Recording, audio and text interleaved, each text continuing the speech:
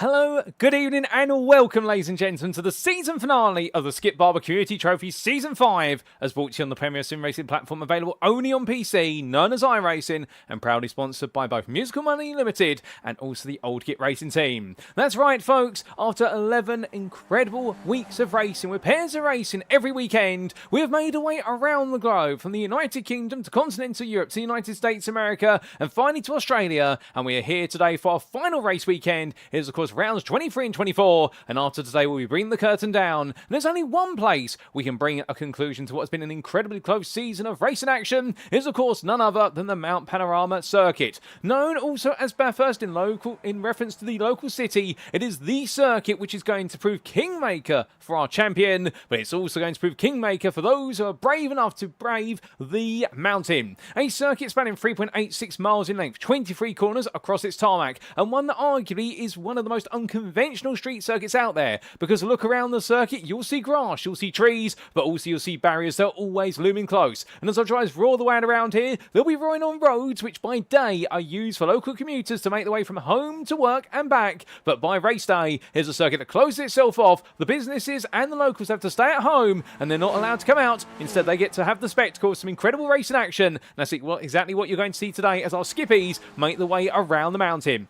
Where most of its course located over the mountain itself, this is one of those circuits where overtaking opportunities may just be in limited supply, as whilst the Skippies are narrow, they're only wide enough to go one wide for the most part over the mountain, and indeed a very narrow circuit with all the straights they're offering the overtaking opportunities. This is going to be a round where track position shall be absolutely key, as will quite a smart piece of strategy. But where are my manners? Allow me to welcome you all to this live broadcast from Circuit Side as you tune in tonight on the one and only place we can catch all the racing action from Season 5 of the Skip Barber Community Trophy. It's of course on YouTube.com and search for Paul Walsh Productions or PWP, and you can be tuning in there. And don't be shy, feel free to say hi if you're currently able to access the YouTube chat. We always love to see you all in there, and let us know how you're doing. And if you had a difficult weekend, because of course it is Sunday, and that means a new week of work is around the corner tomorrow, well, don't worry, we're going to turn that frown upside down into a smile and make this worth your while with our season finale here. And with things on the edge in our Drivers' Championship, well, we'll bring you up to the story very shortly with that. But indeed, we've got a championship which you won't want to look away from all the way to the final checker flag. In the commentary booth, you have myself. My name is Paul Walsh, and I'll be bringing all this race action as it unfolds. And in terms of our schedule for today, times in Greenwich Mean Time, that's GMT, or Universal Coordinate Time, UTC. We can see in approximately 13 minutes time we'll be making our way into our final qualifying session of the season. Whilst it's scheduled to last 2 minutes, I suspect it'll be lasting around about 6 or 7, given the fact that of course we do have our 1 lap qualifying shootout for our season finale, and then straight after that we're making our way to the grid for the first of our 2 races, the round 23 sprint race due to get underway at 5 to 8 this evening or just before, and then after that we take a brief breather before returning to the grid for our feature race finale at roughly 20 past 8. It will be the 30-minute feature where our drivers will do dueling for the final time, and come the end of it all, we will be crowning a provisional champion subject to any steward inquiries. So without further ado, ladies and gentlemen, let's not keep you waiting any further. Let's bring you up to speed what's happened over the last 22 rounds, and in particular last time out at Oran Park. For indeed, as we take a look back for our calendar, we can see how we've made our way around the globe. We started all the way back on the 21st of December. It is crazy to think we began back in 2025, but here we are today on the 8th of March of 2026 for rounds 23 and 24 on the Mount Panorama circuit. Last time out, we were at Oran Park Raceway. We revived and resurrected the legendary Australian circuit, once home to so many of the country's premier racing series, including Australian Touring Car and V8 Supercars. But when exactly happened there on the 1st of March, you may be asking? Well, firstly, in our 3-lap closed qualifying session, we got to see a circuit that was deceptive, as some would describe it, because the weather conditions were highly changeable at Oran Park. There was plenty of rain in the build-up to the day when our drivers made their way to the circuit, and in practice, the circuit started to see the rain go away and was drying up quite gradually. However, when we went to qualifying, the rain came back, and it meant suddenly that everyone who was getting ready to go racing or qualifying on a circuit that seemed to be partially dry, well, in fact, the rain came back so strong, it was back to a fully wet circuit, and that really confused a few. However, there was one driver who wasn't confused at all, and that was Marcus Byfeldt, the maestro of the wet weather conditions, our own equivalent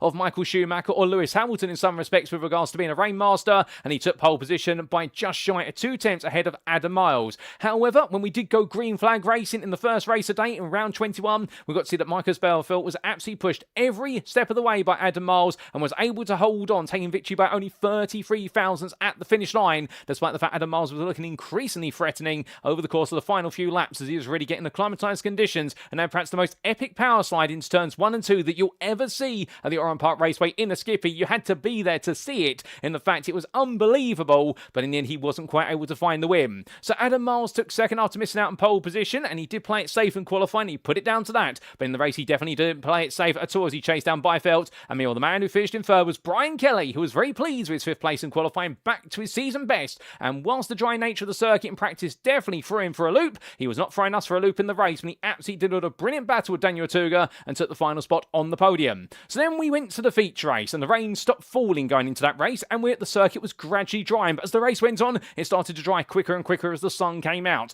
But as has been the case in previous rounds of racing in the feature race at Oran Park, we saw the classic conundrum. Do you decide not to fuel in the pit lane and perhaps put your emphasis on what would be a 22-lap race, or do you refuel on the basis there's going to be 23 laps in the race? Well, in the end, we only saw 22 laps given the conditions, and it did mean that Marcus Byfeldt then drove one of the smartest races we have seen this season to take the victory by not refueling the pit lane. Of course, he had to come in to make sure that he was adhering to the rule. There must be one pit stop from every driver in the race, but he opted not to fuel and just go straight back out.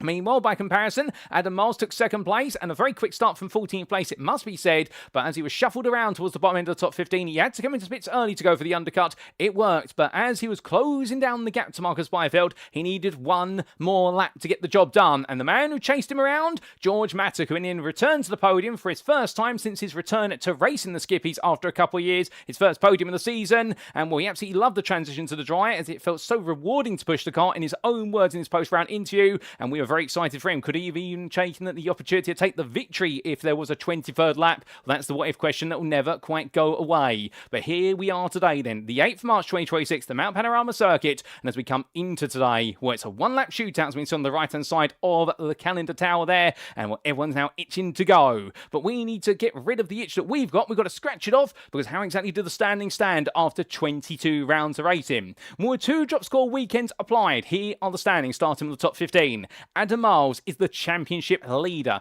and participated in 18 out of 22 races so far, and therefore he's got 16 contributing scores at this time, but he's on 585 points, what is 55 ahead of Marcus Byfeldt. Meanwhile, behind Marcus Byfeldt is Steff Herrmann on 523. It is between these 3 that the championship can go. Of course, Adam Miles already a 2-time champion, having taken seasons 2 and 3. And indeed, right now, Marcus Byfeldt and Steff Herrmann both chasing down what will be their maiden titles, but they've got an uphill battle because Adam Miles is the favourite. Now, we've mathematically worked this out based on our calculations, which do not trust 100%. I do have a bit of a curse, which is regards to getting point scores wrong, particularly when it comes to drop scores, but we do believe all Adam Miles needs to do today is score a grand total of none other than what is 35 or more points to guarantee the title. If he doesn't do that and he scores 34 points, he will win on countback based on a tie with Steff Herrmann. But conversely, if he ends up tied with Marcus Byfeldt, it will come down to who picks up the most wins after today. Because you'll notice there that Adam Miles has 5 wins to the 6 of Marcus Byfeldt, with Marcus Byfeldt almost achieving the Grand Slam last time out in terms of all the points he could take. Steff Herrmann, meanwhile, he's definitely the outsider in this one, but he'll be hoping he can perhaps still second place back from Byfeldt, but that's how things stand. Adam Miles is the favourite, Marcus Byfeldt and Steff Herrmann the outsiders, but right now Marcus Byfeldt is a bit more closer to the favourite than his German rival. But from then, we do have Daniel Otuga then in 4th place right now, 413 points. He's only 2 points ahead of Bryan Kelly, and the smiling Swede battling with the awesome American, but which one of the two is going to come away in 4th? Then you have a sizable gap to the best part of a tune there of none other than 45 points to Geoff Randall, the English driver. He's currently in 6th, and right now 9. He's a bit of a no man's land. He can try and hunt down the top 5, but he is well safe for the rest of the field. And leading the rest of the field behind him is Nathan Wade there on 291 points. He's picked up some slender points compared to last round, and right now 9. It's all about improvements for him, and Gordon van den Bergen, I mean, so far back at this point, we'd have to understand if the fan delivery machine can't quite move forward for Sickhead Racing. George Mattock, he's close behind, 26 points adrift, hoping he can move into 8th place before the championship is said and done, with Christopher Garris Jr. falling to 10th, not achieving any points last time out. Remco Pleister sits in 11th, best of the rest, 176 points, well clear of Adam Tompkins and Arjen de Vries, and the Dutchman right now looking to try and chase down the opportunity to finish in 11th coming into today, but he's going to need to get a big score versus his fellow countrymen. Titus de Jong and Peter Suapanki complete your top 15, and they're close, only 2 points separating them, and then from 131 points for Peter Suapanki, it's 118 for Tim Hendrickson, head of Chris Wayne there by only 5 points, and Dennis Johansson sitting a further 9 adrift in 18th. Your Season 4 champion, of course, but as we understand it, we're not going to be seeing him on the grid, unfortunately, today. due to a technical issue, and therefore it does mean the Dane right now will be sat in the standings, and will release the spectator stands, we should say, as he sits there in the standings with the points he's achieved. Josephine Becker sits in 19th, and on 98 points, they're 5 clear of Frankie D, and Frankie D still on the charge up through the field, moving another 5 places up, and indeed, right now, the points keep on coming his way, ahead of Kevin Budgeon, Mark Beckhouse, and Miguel Cuisina Martin, and while the Spaniard right now falling down 2 places, but hoping he can revive his form before the end of the season if he makes it to the grid. Jesus Cabal and Neil Garner complete your top 25, and outside of the top 25 by result countback only is Simon Wareham, before we then do have Tom Payne, Martin Van Eckelen, Marcus Dorner, and Christian Perez completing your Drivers' Championship top 30. But with that, ladies and gentlemen, that's how the standings stand. Now, let's talk a little bit about our host circuit for today. We are, of course, at the Mount Panorama circuit. There's only one layout we race on. It is the full course layout. There's no others in the world. Located in the city of Bathurst in the central tablelands of New South Wales, the state in Australia, and a huge thank you to iRacing.com, not just their brilliant simulator, but the absolutely fantastic track maps that come with it. However, there's just one slight limitation with this track map. It's two-dimensional, and it doesn't convey the 180 meters, I should say. Goodness me, 180 millimeters. That's tiny. Let's start over that one, shall we? Let's scratch the record out and go then. The 180 meters of elevation change that our drivers will have to make the way through over the course of today, with the lowest point of the circuit being all the way down at Hell Corner at turn 1, and the highest point, well, it's aptly named Skyline, the transition from turn 10 to turn 11, as our drivers will come over the top of the mountain and then start to wind their way on down. But along the way, as they roar the way out to Hell Corner, they'll go all the way up the mountain straight towards turn number 2. There, the battles will go in towards Griffin's Bend, heavily cambered all the way through the apex and about carrying the speed as much as you can. Then into the cutting, they'll descend, but as they make the way into that heavy braking zone, turn number 4, we'll see our drivers go from 2 wide into a single file wide there, as they then make the way over the mountain from Quarry Corner onwards. Through the double white of Quarry, it's all going to be about a blind apex at 6 into 7, before they then come their way through the triple left-hander at turns 8, 9 and 10, culminating turn 10, aptly named McPhillary Park, and then they come over the rise of the Skyline. And then it's downhill they'll descend through turns 11, 12 and 13. At 14 they'll find the Dipper, the sharp left-hander that's completely off camber on exit, but if they get it right they'll be full throttle out the corner and through the kinks of 15, 16 and 17, before going onto the brakes for Forest Elbow at turn number 18. Through the hairpin they'll then go and onto the Conrod Straight at turns 19 through to 20. Flat out every step of the way, we'll see the highest speeds that our Skippies will reach this season by the end of the straight, while they go into the chase chicane at turns 20 and 21, hard onto the brakes then to 21, and through left into right, then charge their way down for a fight at Murray's Corner to complete lap and do it all over again. But with that, what about our race rules? Here's a quick reminder in case you've forgotten them. Car setup wise, this is an open setup series which drivers bring a setup of their choosing to each and every race day session. Car fuel loads, they're restricted to 47% for all race day sessions, which does, of course, mandate in the feature race day a pit stop, and it could always potentially mandate a pit stop in the sprint race, so the fuel's never enough, but it normally is enough to be fair. Qualifying wise, it's a 1-lap closed format, and the session is closed. That means all drivers take to an isolated instance of the circuit. They do not see their rivals. They all have an equivalent version of the Bathurst circuit to try and put a pole lap together, but they only have the one flying lap. They do their out lap, and it's the one flying lap which shall set their grid position for the sprint race, and therefore it's going to be high stakes, high rewards today, because of course, over 1 lap, there's a lot more pressure than over 3, as we saw last time out. Now, race-wise, they shall commence by a standing start as an addition of the Skip Barber Community Trophy. There's one fast repair available in each race should a drivers need it, and a drive-through penalty shall be awarded at 17 instant points.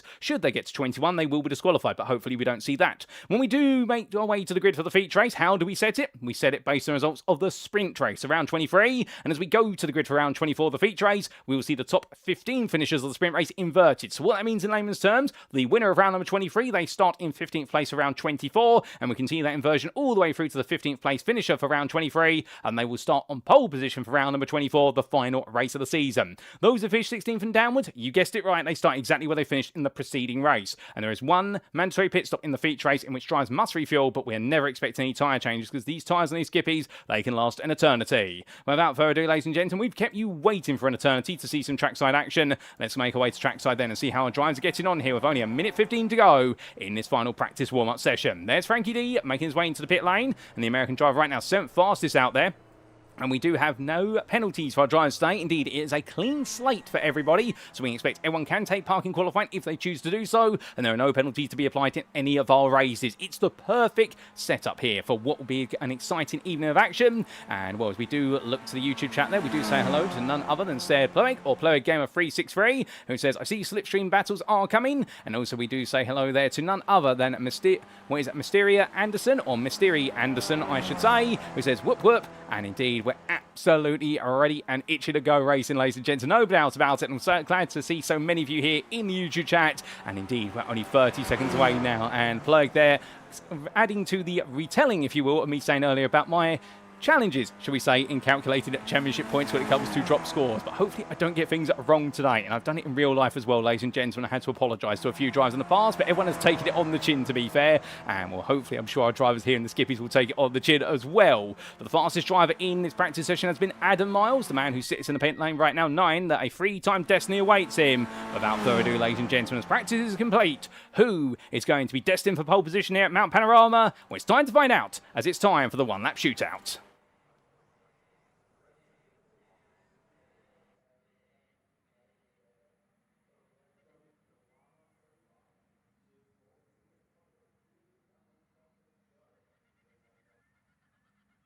And so, here we go. The lone qualifying session, the one-lap shootout gets underway, and all of our drivers will very quickly make the way out of the pit lane. Now, of course, how important is qualifying? We have alluded to it several times already. Qualifying is going to be critical around here. You want to be towards the very front. Now, it does not mean that we're not going to see any overtaking here today. There is going to be plenty of slipstream-based action. But the aim of the game, of course, is the fact if you qualify right towards the front of the field, you guarantee yourself an opportunity to be right in amongst all the drivers you want to go battling with. Conversely, if you end up qualifying further down the order, yes, you can slipstream your way up through the pack, but the problem you've got is you are reliant on other people to do so. And that's not to say that you can't trust others in the Skip Barber Community Trophy. As the title of the series would suggest, this is really about the community keeping the Skippy alive, the Skip Barber Formula 2000 machine on iRacing. However, the natural thing is people have these things called disagreements. That leads to overtakes, and it leads to the field gradually splitting apart, and you don't want to be in the back end of the field when it splits. You always want to be in the lead pack. So therefore, for all the drivers, qualifying inside the top 10 is going to be very vital. If you can qualify within the front 2 to 3 rows of the grid, you'll be absolutely set for life for race number 1 on the basis that the leading drivers normally do all try to work together. I want to make sure they don't make any contact to each other and also just simply cooperate and drift away from the rest of the field. Or at least that's what the theory says. However, the reality can be very different. And with everything on the line today, you can imagine that it could be very interesting to see how our drivers play things. But of course, a few drivers have mentioned to us already, particularly in the post-round interviews last time out at Oran Park, that they are expecting it to be one of those races whereby it could all really be quiet for the opening. What is 75 to 80% of the race, and then suddenly in the last couple of laps, particularly in the sprint, it's going to go absolutely full tilt. And meanwhile, you've got the strategic conundrum in what is the feature race by comparison in round 24. But that's later. That's not right now. There's Noel Richie Robertson. His lime green machine makes his way on down through the dipper there. Looking very much compact, but of course trying to get some tyre temperature into the car and also making sure those brakes are absolutely warmed up. And that's what everyone will be doing right now. Get the car absolutely set, as we do see Adam Miles bobbing and weaving from side to side down Conrad. And this is all about getting some temperature into those tyres as quickly as he can. He only gets one chance after this, but of course they can't dilly-dally when it comes to these outlaps. They are required to deliver the outlap within a specified time, as well as the iRacing automated stewarding system will essentially black flag drivers for inappropriate conduct for taking too long on that outlaps. They have to get things done at a relative pace of knots. But as we do see Miles making his way in towards the chase chicane, well, right now I think he feels though he's all keyed up and ready to go. And well, what better way to honour our championship leader, 2-time champion looking to make it 3 times, than bring an onboard lap with Mr. Pole Position over the course of the season. He's had more pole positions than anybody else. And here we go, ladies and gentlemen, with Adam Miles. He's going to take us around for a flying lap of the Bathurst circuit. So making his way out to the final corner and onto the start-finish straight. And well, coming over towards the right-hand side and staying there. He's going to be looking for his brake mark of the hill corner. Here, getting ready, he'll be braking at the 50-metre board. Down a gear to second. Chucks the car in at 67 miles an hour to the apex and now flat out all the way up the hill. Now, at this point, of course, he's got a bit of a breather, but he's got to get himself mentally stilled at this moment, because what's up next is going to be the entirety of the mountain. It all begins at Griffin's Bend, as he'll be making his way up the side of it.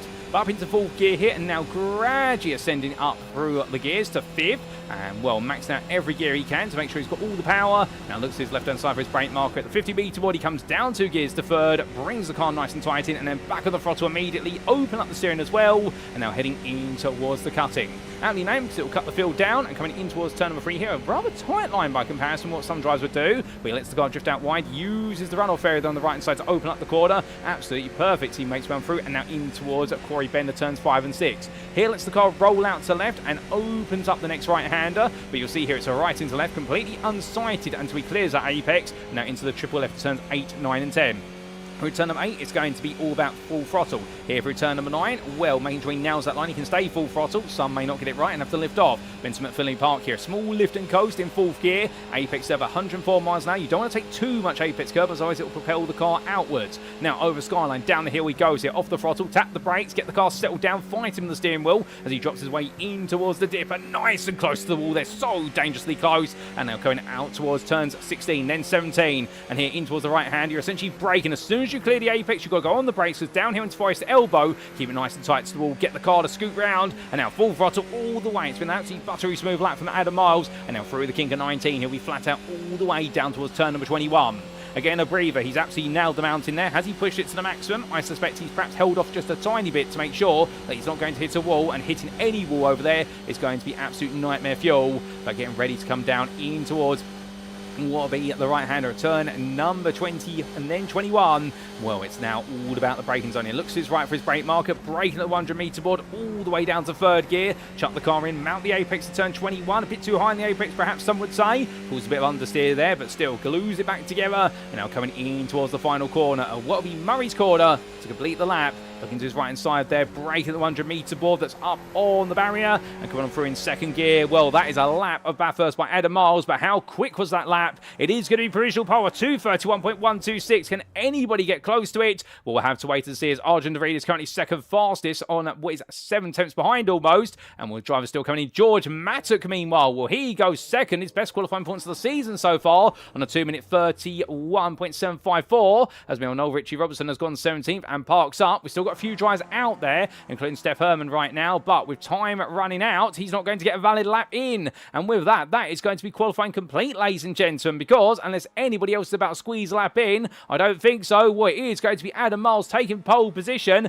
but meanwhile, shock to the senses there, one of the major contenders, Steff Herrmann, doesn't set a lap, and meanwhile, where's Marcus Byfeldt? He's starting 6th. Well, let's head to the grid then and see how they all line up for round number 23, but definitely it is going to be a surprise in store on the grid for 2 of our contenders, but not the favourite. So here we go to the grid, ladies and gentlemen, for round 23 of the Skip Barber Community Trophy Season 5, brought to you on iRacing, powered by Musical Money Limited and Old Git Racing Team. On pole position is the championship favourite, Adam Miles, on a 2:31.126, a monster lap there, 6 tenths clear of George Mattock. It's no wonder why Adam Miles has taken more pole positions than anybody else this season. Then behind them on row number 2, after George Mattock has set his personal best qualifying points of the season, we do see Arjun DeVries back to the 2nd row, the Dutchman on all cylinders, ahead of Daniel Otuga. And the privateer looking good, starting in 4th. Then we do see Bryan Kelly starting in 5th, mirroring his best result of qualifying in recent rounds, of course, with his 5th place at Oran Park. And then we see Marcus Byfeldt starting 6th there, the 2nd place man in the championship. Now he's got to move forward. From the Swede, it's going to be the Briton of Geoff Randall starting 7th, the Old Git Racing Team driver achieving his average qualifying points of the season, ahead of Gordon van den Bergen for Sick Head Racing. The German driver then has the company of the Briton and the Finn behind of Nathan Wade and Old Git Racing Team's Peter Suapanki.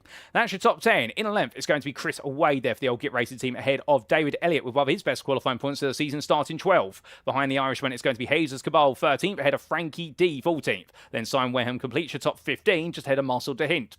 Noel Richie Robertson starts in 17th place, the privateer just ahead of Tom Payne. And from the Tom Payne special, it'll then be Neil Gardner and Steff Herrmann who round off your top 20 with no valid lap set between them. And the same applies to Raphael Burma for Speed World Academy, ahead of the privateer of Klaus Biedermann. And also Christopher Garris Jr. started 23rd there, ahead of Pedro Marimon Cladera. So 24 cars on the grid. Everybody is absolutely itching to go racing. And well, some surprises there. The biggest one, Steff Herrmann not setting a valid lap in qualifying. That means right now the man who's in 3rd in the championship has made his job so much more difficult. But here we go, ladies and gentlemen. It's time for the lights.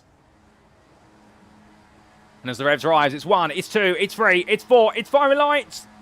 And it's lights down. Away we go for the first race of the day here in our season finale race meet. Adam Miles there gets a good start, and George Mattock immediately follows suit. But meanwhile, Arjun DeVries a little bit slow off the start. But thankfully, Daniel Otuga not able to punish him as they make the way through Hell Quarter for the first time. But it will be, for the most part, here, single file all the way up to the mountain. And then we'll have to see if anybody's going to chop and change. There's already a bit of fighting further back there, as we do see Noel Richie Robertson making sure that Tom Payne doesn't find his way through. But Richie Robertson falling back a little bit. And now in the draft here, we start to see some early swaps around. Now, who's going to be patient impatient. Who, meanwhile, is going to try and prove a point? Well, we do see that Arjun de Vries and Daniel Otuga, they're complying with each other. Meanwhile, Adam Miles making sure that George Mattock doesn't find a way through, and Miles right now perhaps feeling that he wants to try and control the narrative of this race for as long as humanly possible over the 20 minutes. Mattock taking a bit of a peek out the outside. Miles hold in the middle of the road there, but he showed in qualifying he doesn't mind being towards the centre of the road going into the cutting. He seems to be quite comfortable there as they all roll the way now in towards the mountain for the first time. Further back, we have got a bit of a split already in the field. That's a 1.2 second gap between Marcel de Hint and Neil Gardner.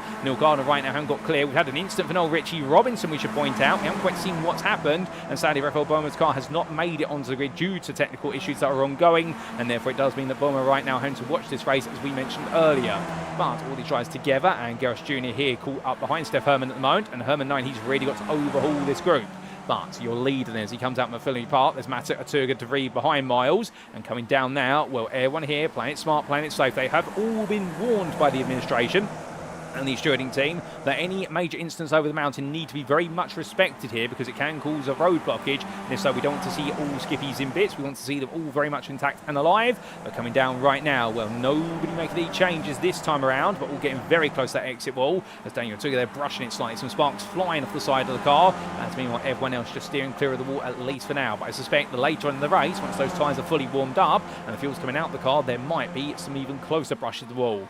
But here comes Frankie D looking for a change with Jesus Cabal, trying to make his way past number 6 to move into 13th place. Will be out the toe there right now. He does start to inch ahead with the side draft, albeit it takes a long time here as they head upwards of 120 miles an hour before the braking zone. Meanwhile, at the front of the field, here's George Mattock going up the inside of Adam Miles for leads. They swap around, but that brings Otuga all over the back of Miles here. And George Mattock right now, well, after his first podium of the season last time out in round 22, I suspect he's chasing his first win here, and he feels very confident he can do it. Albeit that's one lap down. We've still got plenty more to come as we've got a yellow flag for Marcel de Hint for what we track limit. However, he has already served that slowdown and he has dropped down to 19th place. So one lap complete. It's George Mattock who leads ahead of Adam Miles, the pole sitter. Then it's Daniel Otuga in third, Arjun de Vries in fourth, Marcus Byfeldt in fifth. Bryan Kelly sits sixth and dropped behind Byfeldt on the opening lap ahead of Geoff Randall, followed by Gordon van den Bergen, Nathan Wade and Peter Suapanki. But we are starting to see a bit of a gap forming. 10th through to 11th now with Chris Wayne in 11th place. The gap is 1 second almost, and therefore it is buying the top 10 an opportunity to start to creep away.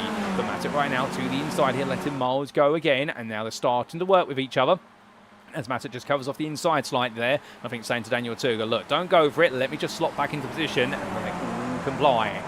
Further back, we do have Steff Herrmann still trying to find his way through. He has passed Christopher Gerrits Jr. since we last saw him, and now Neil Gardner his target, followed by Simon Wareham. However, do keep in mind, we can see those gaps becoming more and more pronounced, and those are the gaps that we were talking about earlier that you don't want to see form if you're starting further back, particularly if you're a very fast driver. You want those gaps never to appear, as that's going to be Wareham going deep in towards turn number 4, and well, immediately as Herrmann goes, he's going to lose more places as Neil Gardner comes on through as well, and Christopher Gerrits Jr. watches on behind. Right now, Steff Herrmann definitely battling against time here, and their minimum he can achieve, of course, would be to make sure he finishes inside the top 15. That way he'll be towards the front of the grid for what is the second race of the day. But everyone coming charging on through right now in towards Oran Park. Well, we see a little bit further back, Tom Payne and Marcel de Hint in very close company to each other, albeit there Marcel de Hint taking a bit of a wider line and just scrubbing off a bit of speed. But change afoot, so that is going to be Gerrits Jr. passing Simon Wareham through Skyline, so he's going to be daring. He makes that move happen. We'll try and get a replay of that when we can, so that's a bit unconventional, but still, he defies convention sometimes. As Gerrits Jr., he showed that earlier on the season with some great standout performances, but since the midpoint of the season, things have gone slightly backwards. As meanwhile, we've had a bit of a scoop sideways for Pedro Manuel Cordero, who has been passed by Klaus Biedermann at the Dipper, so something's gone wrong there. But to number 27, a fan favourite there for the Dutch contingent, because it is the Dutchman Arjun de Vries driving it, just been passed by Marcus Byfeldt, but they're swapping the places around for now. And again, this is all about early positioning. Nobody really wants to fight right now, and fighting's going to cost time. Hence Nathan Wade making his way back past Van den Bergen. They swap around, but understandably, it's all peaceful for the opening at 15 minutes or so. The final 5 minutes, we're going to see the piece absolutely torn up, and it's going to be all-out war between these drivers, but that's the way these races go. They'll full possession at first, but you're waiting to see who's making the small tactical gains and also who's starting to position themselves earlier than later for making those moves. So that'll be Gerrits Jr. up the inside of Herrmann. They continue to work together, and they're both past Neil Gardner on the run down Conrad, so therefore these three all eager to try and make their way towards Jesus Cabal, who you see there taking a bit of a peek up the inside of Simon Wareham into what will be the next corner, in fact into David Elliott I should say. Let's get our names right. But right now the Irishman staying absolutely tight there and not wanting any change to occur. But as we change pace, as our drivers make their way onto the next lap, we take a look back at one of the big moments or two from the start of the race, including what exactly happened to Noel Richie Robinson. So this was Richie Robinson coming up in towards Griffin's Bend the first time around. As he did so, our cameraman was able to pick this up very nicely. Too wide he went in, carried way too much speed, and unfortunately had to lock the brakes up there. Did graze the wall, and I think with that, parking the car and having to tow it to the pitch due to the damage of brushing the wall. We had this from Marcel de Hint, meanwhile, a bit later. Here's the hint, picking up a slowdown penalty coming in towards the chase chicane. And onto the brakes he went. A few lockups in front. And in the end, he decided not to lock his brakes up, but just carry on straight. And we lost the momentum. He lost places and actually fell back into order. We had this on lap number 2 for Pedro Maron Cadera. This was coming over Skyline. What exactly happened to him? He'd already gone, I think, a little bit wide coming out of Philly Park. As he rolled his way down in towards the dipper. Went very deep there. Did he hit the wall? Oh, my goodness, he did hit the wall. And well, the tree line censoring things there. But Maron Cadera getting things very wrong, and well, this was what the on-board looked like for him. As we do take a look back in time here, the Hatsune Miku, a good smile, racing a livery-inspired machine, and the Spaniard didn't carry too much speed down at this point. He's understeering, tries to get the car under control, but in the end, the front left suspension rod hitting right into the barrier, and I can imagine that car not wanting to point a straight line anymore. And meanwhile, we also had this for Steff Herrmann just a little bit later. This was Herrmann battling side by side at the time with Neil Gardner, and in the end, the number 22 driver found himself under braking.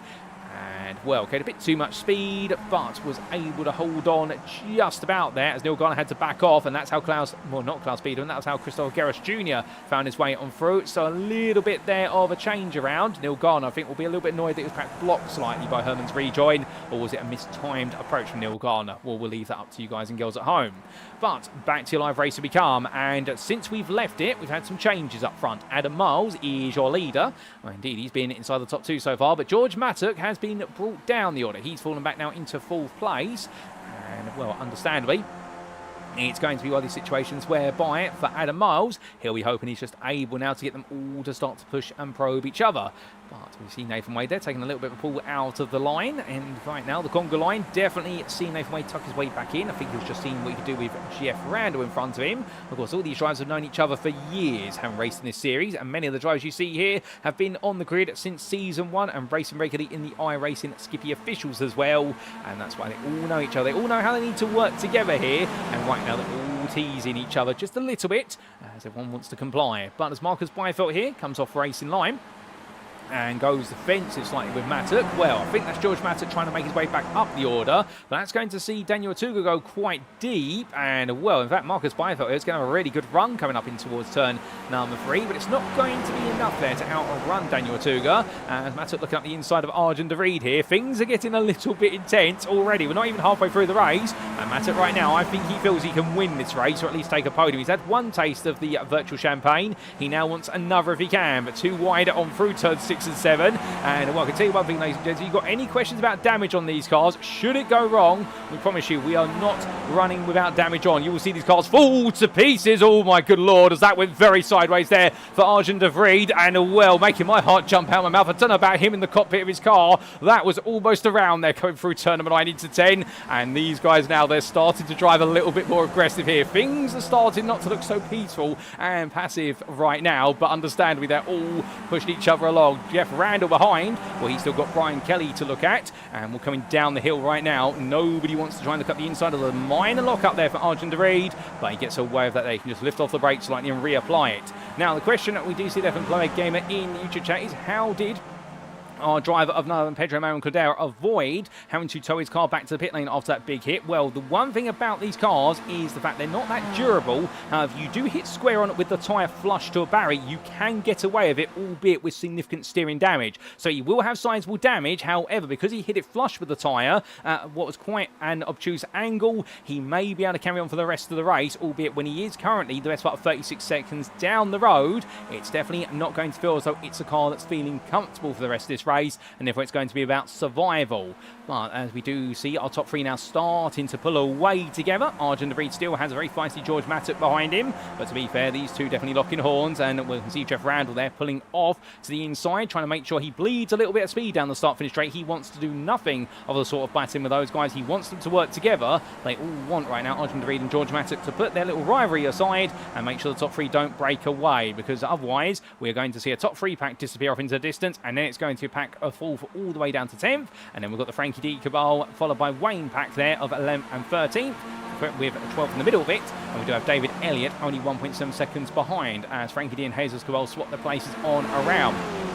But coming into the second half of this race then, well, there we go, Cabal now into 11th, and D just tucking in behind as Chris Wayne continues to watch, and David Elliott just a bit further behind. But speaking of a driver that has been left behind, we've had a big incident for Christopher Garris Jr., and we've also had one for Daniel Otuga. Well, in fact, have we had an incident for Daniel Otuga? Well, one would say we have, one would say we haven't. We're going to try and get a replay and understand what's exactly happened to Daniel Otuga, because we have seen him drop a little bit down here. He's still in 3rd place here, so I wonder if that's a glitch on our timing system. We can see what's side by side here, and Arjun De Reed once again gets so close to exit wall, but George Matic has found his way past up the Runner Mountain Straight. So De Reed down now into 5th place here as we look back from the rear of the Dutchman's machine. Going in towards that left-hand turn at number 10 at this point. Well, Geoff Randall, the 107 driver, indeed the elder statesman and one of our senior administrators for this series, well, he puts the point, which is if you're going to run the series, you definitely want to race in it. Indeed, he's an absolute mascot for the Skippy machine. You can't find anybody else out there with as much enthusiasm for the car as him. I can promise you that, ladies and gentlemen, for the old Git Racing team. Arjun De Reed, as he comes through, down in towards Forest Elbow. Right now, just trying to lead this pack along with him in the hope they can stay with Matic, and Matic now can start to close up to Otuga, albeit the gap 1.5 seconds to the top 3, so therefore I think this is going to be about more position swaps. As we do see Arjun De Reed coming out there, Matic holds his line and makes sure he's on the very outside, and De Reed will gradually draft his way on past here. Albeit, we'll say gradually, but as we do see Geoff Randall coming through as well, they're going to fan out 3 wide. Now Randall does have the double draft there, so it's natural that he should get ahead of both cars just before he does make his way into the chase. And we see 2 wide further, that's Bryan Kelly side by side with Gordon van den Bergen, but as he gets a little bit close there, there's going to be a slight touch. Oh, there's further contact there. It's going to be Arjun De Reed going sideways, and it triggers off a further domino effect. That's Nathan Wade and Bryan Kelly caught at each other, and well, in the end, that's how quickly it can go wrong. They all survive it, just hooked on wheels there. Nothing more than that. Able to get away with it, luckily, albeit the only problem is now they have fallen down the order, and Wade, Kelly, D, Cabal and Wayne is the new pack for 9th all the way through to 13th. And meanwhile, we do look back to the front of the field. Marcus Byfeldt and Otuga right now, the 1 second gap to Geoff Randall. Well, the fact of the matter is Geoff Randall's actually caught up quite a bit with that double draft. So it has worked out for Randall, and Matuk is still with him, but unfortunately it has come at the cost of splitting that second pack into further smaller packs. We need to get a replay of what exactly happened there, and to do so, we take a look back at some of the bigger moments earlier on, and then we come to that, starting with Daniel Otuga having a bit of an incident on lap number 4. Now, at the time, this was the number 91 driver making his way through the final corner. Did so, got the power down, and we briefly lost him, and then he rematerialised. So, there was no issue as such, just Daniel Otuga having some slight connectivity issues. Then we had this for Christopher Garris Jr. as he was making his way up the hill. Oh, goodness me, caught on the back of Neil Bamber's car there. So, that's what happened between the two of them. Garris Jr. and Bamber coming into contact. Is there a little bit more, perhaps, context that we can have to that? Because that was a very odd moment there, and what I think we might be able to. So this was 3 wide. Bamber on the left, Garris Jr. meanwhile in the middle, and Herrmann on the outside. They were fighting at the time for what we believe what was 15th place, and in the end, Bamber was able to get ahead of both of them coming out of Griffin's Bend. But then suddenly, Herrmann's car snaking left and right, got back in behind, and then, well, it was Garris Jr. tapping the rear of Bamber's car there. I think not by design. I think just getting too close in the run towards turn number 3, and that's what led to the contact there. But very odd instant between those drivers, and, well, not seen like that, anything like that for some time. But then we had this moment for what was Bryan Kelly, Arjun De Reed and company. So, to explain, Geoff Randall getting ahead, and it was Matuk versus De Reed side by side in towards what is turn 21. And, well, in the end, with that camera angle, it actually seems to suggest that George Matic didn't come down off the curb at 21. And in the end, Arjun De Reed and Matic just happened to come onto converging paths. Can we get the on board with George Matic there, I wonder? Let's take a look. Well, here we go then. We do get the on board with Matic, and the key point will be where exactly was he on the apex of turn 21. And onto the brakes he went tight, hit the curb. Oh, it was a wheel-to-wheel contact there, so it was not side-to-side contact, it was overlap contact, so a completely different story there. That's why we never passed judgment until we've seen all the camera angles, and when Arjun De Reed tapping the tyre of what was Matic, and then subsequently it went wrong for all the cars behind, because what you then saw, of course, was Nathan Wade Wade and Bryan Kelly, and also Gordon Den Bergen all being caught up together. And unfortunately there, it led to a four-way set of dominoes, and two of them had to fall, and it was Nathan Wade and Bryan Kelly coming together there, but thankfully they were all able to sort it all out. But with that, and we now come back to your live racing, and what we do see in the meantime is that Adam Miles, Marcus Byfeldt and Daniel Otuga, still your top three. George Mattock and Geoff Randall, they are there behind. They have been swapping places back and forth, but right now the top three working together, and Randall and Mattock may be locked in here for what is a fight for fourth all the way to the very end. As we do see DeReed there right now swapping with Peter Suapanki further behind. So it's going to be a bit of a change up between them. In fact, not with Peter Suapanki, with Gordon van den Bergen. I do beg your pardon. So therefore, those two working together. And then in the group of what is Kelly, D, Cabal, Wade and Wayne. Well, it's Bryan Kelly currently in ninth place there, with Jesus Cabal and Frankie D squaring off. But Frankie D going a little bit wide, and that's going to cost him some time. So Wayne right now has been very patient. He's been at the back of this group since the very start of the race, effectively. Well, D having a poor run through turn number 2. Wayne's thinking about taking a place off of him, but I don't think that's going to happen here for the cut-in. And in fact, no, he's going to be made to wait his turn. So therefore, still more to come. Chris Wayne right now absolutely, I think, wanting to glue himself to the back of Frankie D's car. And we'll find himself in a bit of a conflicting position here, because on the one hand, he'll gain some more points by finishing a place ahead. On the other hand, he'll be putting one extra place between himself and pole position for the second race of the day. When you're finishing this far down by default, do you then prioritise the pole position perhaps, or prioritise being as close to it as possible, rather than gaining 1 or 2 extra points? Well, only Chris Wayne can tell you that, but of course, you've got to be a bit tactical here towards the end of the race when you are towards the bottom end of the top 15. Right now, Chris Wayne just following the pack, and Frankie D being allowed to hold his 12th place at least for now.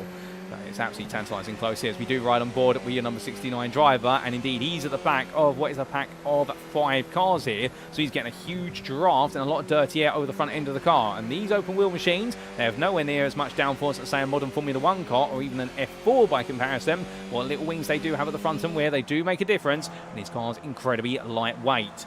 But from the lightweights further down to the heavyweights right at the front, we do see Adam Miles and Marcus Byfeldt and Daniel Otuga here still. But remember, they're going to have one more lap after this one, and that's going to be the most critical lap. But Adam Miles right now, well, he's in the critical position. He wants that victory, and should he take this win, it would be worth 31 points. And after that, well, he'll be hoping he's also picked up the fastest lap, and if he's had a clean race as well, he would seal the deal. But it'll be the 31 points as the minimum here if he takes that win. But he goes on to one more lap, ladies and gentlemen. The clock says 2.5 minutes to go. The white flag waves. Adam Miles leads, but can he hold on to the very end? Or will Marcus Byfeldt, his main championship contender at this point, find a way to throw a spanner in the works, and can Daniel Otuga slice his way between them? That is going to be the set of questions we'll need the answers to. Geoff Randall, meanwhile, he sets the fastest lap of the race, a 2 minute 30.24. It is the fastest by the best part of 2/10 over the rest of the field. So right now, Randall on course for some bonus points here, as George Mattock follows him, and then Arjen de Vries, well, he's got Gordon van den Bergen closing on him. But back to your lead as we come, because there is Daniel Otuga sweeping his way ahead of Miles and Byfeldt, going up into lead.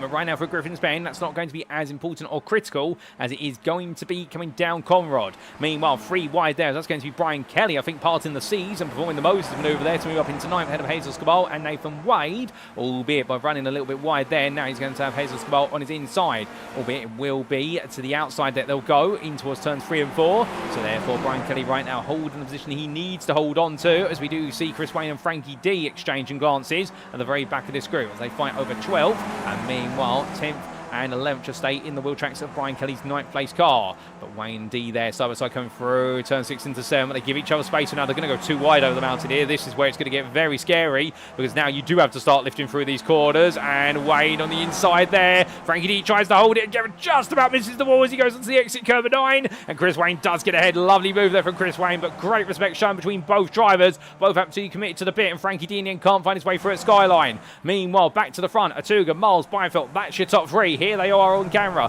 1.5 seconds back to George Mattock and also Geoff Randall. And Randall right now ahead of Mattock, in fact, as they come into view. But on to Conrad now. This is the time. Adam Miles, how does he play this? How does Marcus Byfeldt play this? Well, Miles is going to look to the outside. It means that Marcus Byfeldt will have the double draft here. He's going to look to the inside. He will have the greatest top speed here as they come over the crest. 3 wide, 3 abreast coming under the Fuso board. And now in towards the chase they come. It's going to be Byfeldt on the inside in towards turn number 20, but on the outside of the start of the chicane. In the middle still there. It's Daniel Otuga, miles on the inside. Surely he's going to have both of them here. Or is he? As he mounts the curve, goes very high. There's contact between himself and Daniel Otuga. He's been ping-pong between the two cars. Daniel Otuga does get ahead. Marcus Byfeldt is still there on the inside. The checker flag awaits to get to the final corner. They're 3 wide in towards Murray's corner, but who's going to lead to the line? Well, Daniel Otuga, he tries to outbreak them both. He locks up slightly. It is going to be Marcus Byfeldt just by a nose. Who's going to win it? It's Byfeldt ahead of Adam Miles, and Daniel Otuga will take the third place spot just behind, with George Mattock fourth ahead of Geoff Randall, and it's going to be 4.5 seconds back to Gordon van den Bergen ahead of Arjen de Vries, with Peter Suapanki in 8th place, and then a further 5.7 seconds back to Bryan Kelly, who does marshal the pack of himself, Jesus Cabal, Nathan Wade, Frankie D and Chris Wayne on home. Wayne could not find a way past what was Frankie D in the end, and then David Elliott will take 14th place, the Irishman, ahead of Tom Payne, who just manages to outpace Simon Wareham for pole position in our final race of the season, and then it will be Marcel de Hint coming home in 17th place ahead of Klaus Biedermann, and then we will have Neil Gardner in the wounded car after that contact with Christopher Gerrits Jr. He did have to make his way into the pit lane for repair work, so the guy has not got away with it, absolutely scratched clean. And right now, the half and half livery machine of the Marlboro on one side and the Jordan on the other makes his way on down here in 19th place. 9, that's where he's going to start the second and final race of the day, and with the final race of the season. But still, race 1's gone wrong, but surely it can go better in race number 2, with Pedro Manuel Cordera a little bit further back there in 20th place. Here he is in the Good Smile Racing Machine as the Spaniard comes towards his finish line. And then we will see as well Christopher Gerrits Jr. head to the finish 20 seconds further back. But to be fair, give them credit and give them all credit. Whilst these three have had difficult races of their own, they have not given up. They're making it to the finish, and sadly along the way we did lose Steff Herrmann in this race, and Steff Herrmann with a retirement, well, that is going to put him out of the championship hunt. So Herrmann's race in arrears, indeed his championship hopes in arrears as well, and right now just looking at potentially to hold on to third place. But that is your race complete, ladies and gentlemen. Indeed, everyone's now to the finish line, and as they all cooling down, well, we've still got one more race to come. But we transition to what will be the warm-up period before our final race of the season. And here's a rundown of the results then from round number 23, subject to any stewards' inquiries. And as we can see, after 20 minutes, which kept us guessing every step of the way, Marcus Byfeldt may not have started on pole, but in the end, he's finished on top. The privateer just outpacing Adam Miles to the finish line by a single tenth, and it was a further 600ths back to Daniel Otuga in that incredible 3-wide battle to the end. And, well, they all survived it somehow, and it was Byfeldt, Miles, and Otuga, which does mean the championship goes to round 24. Adam Miles hasn't quite yet, we believe, finished the job. However, he's almost there to doing so. George Mattock took full for the privateer just ahead of Old Git Racing Team's Geoff Randall. So definitely an interesting end to their battle as well, with Mattock outpacing his fellow countryman, and Gordon van den Bergen then taking 6th ahead of Arjen de Vries. The gap between the two of them 2 tenths a line, and it was a further almost 2 tenths back to Peter Suapanki in 8th place, the Old Git Racing Team, who played it smart, stayed out of trouble in the 777, made his way all the way through to a top 10 finish. It's been some time since we've seen that.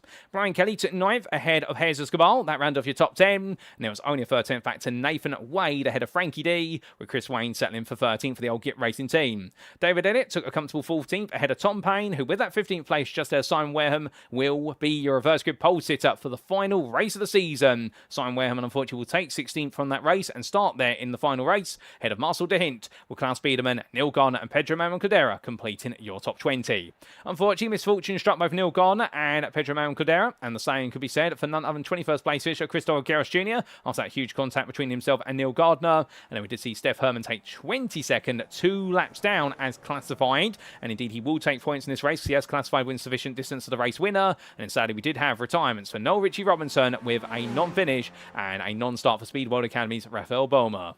Well, ladies and gentlemen, one more race is just around the corner. The 30-minute feature race is almost upon us. We've only got 3 minutes to go before we do arrive at our concluding race of the season. And what a first race that was. No doubt about it. And you just have to bear with me for a brief moment, ladies and gentlemen, as I just do update my points tracker off screen at the moment, which is going to hopefully help me get things right with regards to who exactly is going to be our champion. But after that one, right now it is definitely looking to be all coming up top trumps, and none other And then what will be your driver there of Adam Miles? And, well, by comparison, things are not looking good at the moment for Steff Herrmann and Marcus Byfeldt. Despite the fact he was able to take the victory, he has not been able to bring that gap down massively. So right now, he needs a miracle in this final race today. He essentially needs for Adam Miles to retire from the race. And Adam Miles right now, all he needs to do is finish the race and bag some valuable points. And if he does so, Miles will be your Season 5 champion. But, of course, it's not over until we see the finish line. It's not over until they've completed every lap. And of course, once it is over on track, we still do have a provisional status hanging over everything until the final stewards inquiries are done.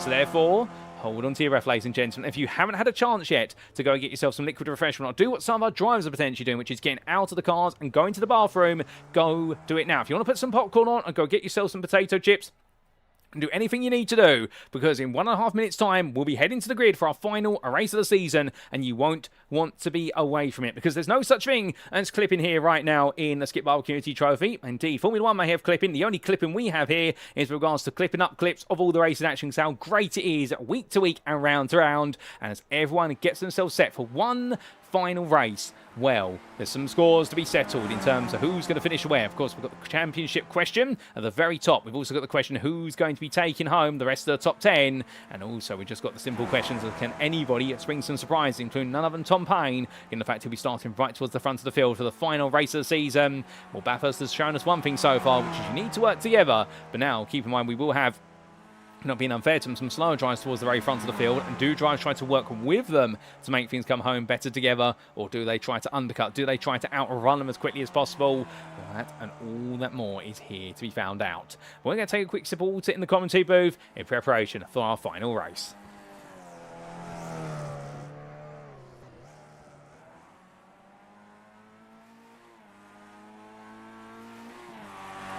Well, water is required, ladies and gentlemen, and it has been sipped, so no doubt about it. We're all set here to go. And, well, it's been absolutely incredible so far, but still just a little bit more to be turned here. And, well, we don't have the live standings that we can show to you, but we will show you, hopefully, the updated standings after the racing today to give you a feel for who is champion and who's finished inside the top 10 and everywhere in between. But without further ado, we make our way to the grid then for our final race of the season. And it's time for round number 24 of the Skip Barber Community Trophy Season 5, brought to you on iRacing, powered by Musical Money Limited and the Old Kit Racing team. But who is going to take the final win of the season, and will Adam Miles bring home his third crown, or will there be a surprise twist in the tail, and will it go to Marcus Byfeldt? For this, ladies and gentlemen, it's time to find out.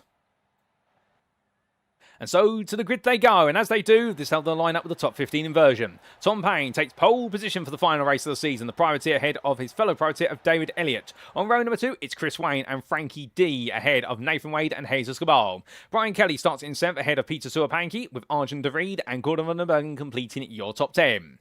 Outside the top 10, it's Geoff Randall and George Mattott. They'll be familiar with each other now after plenty of time together in race number 1, but will they work together in race number 2? Daniel Otuga starts in 13th ahead of Adam Miles, and then Marcus Byfeldt, your winner of race 1, starts in 15th place for the purposes of race number 2. Simon Wareham, just missing out on the reverse grid pole position, starts 16th on that 8th row of the grid. Ahead of your 9th row starters are Marcel De Hint and Klaus Biedermann. Now we have Neil Gardner and Pedro Manuel Caldera together, with then the rest of the field shown on screen. But we can't go through them anymore, ladies and gentlemen, because here come the lights for the final race of the season. It's 1, it's 2, it's 3, it's 4, it's 5.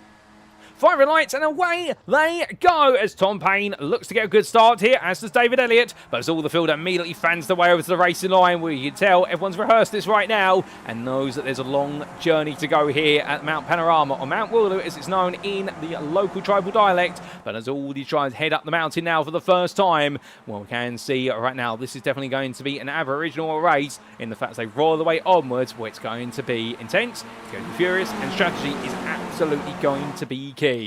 But Tom Payne right now in the middle of the road there, with David Elliott looking one side already, and Chris Wayne already up the inside here. He's trying to make some quick ground. Is Chris Wayne? In fact, he's going to make a quick bark as meanwhile Payne goes a bit deep. He just about gets it together there and just avoids the wall. Then cold brakes and cold tyres, they catch out drivers right at the start, and now up the rise they go. And Frankie D here is trying to find his way through into lead, but Chris Wayne says to him, no, you're going to stay behind me this time, thank you very much. We're coming out of the cut-in now, close to the wall, several drivers go, but everyone's safely on through the opening few bends, which is what we love to see. We don't want to see anybody getting it wrong if we can help it, particularly on these opening couple laps where we have the field so tightly wound together. Sadly, we have lost Raphael Burma from the grid for this race as well due to the ongoing technical issue, and Noel Ritchie Robertson, sadly, we have lost as well, so we are down to 22 cars before they went starting. And well, on that final row of the grid that did start, it was Christopher Garris Jr. and none other than Steff Herrmann. And Steff Herrmann right now up to 21st already, albeit slightly off camera.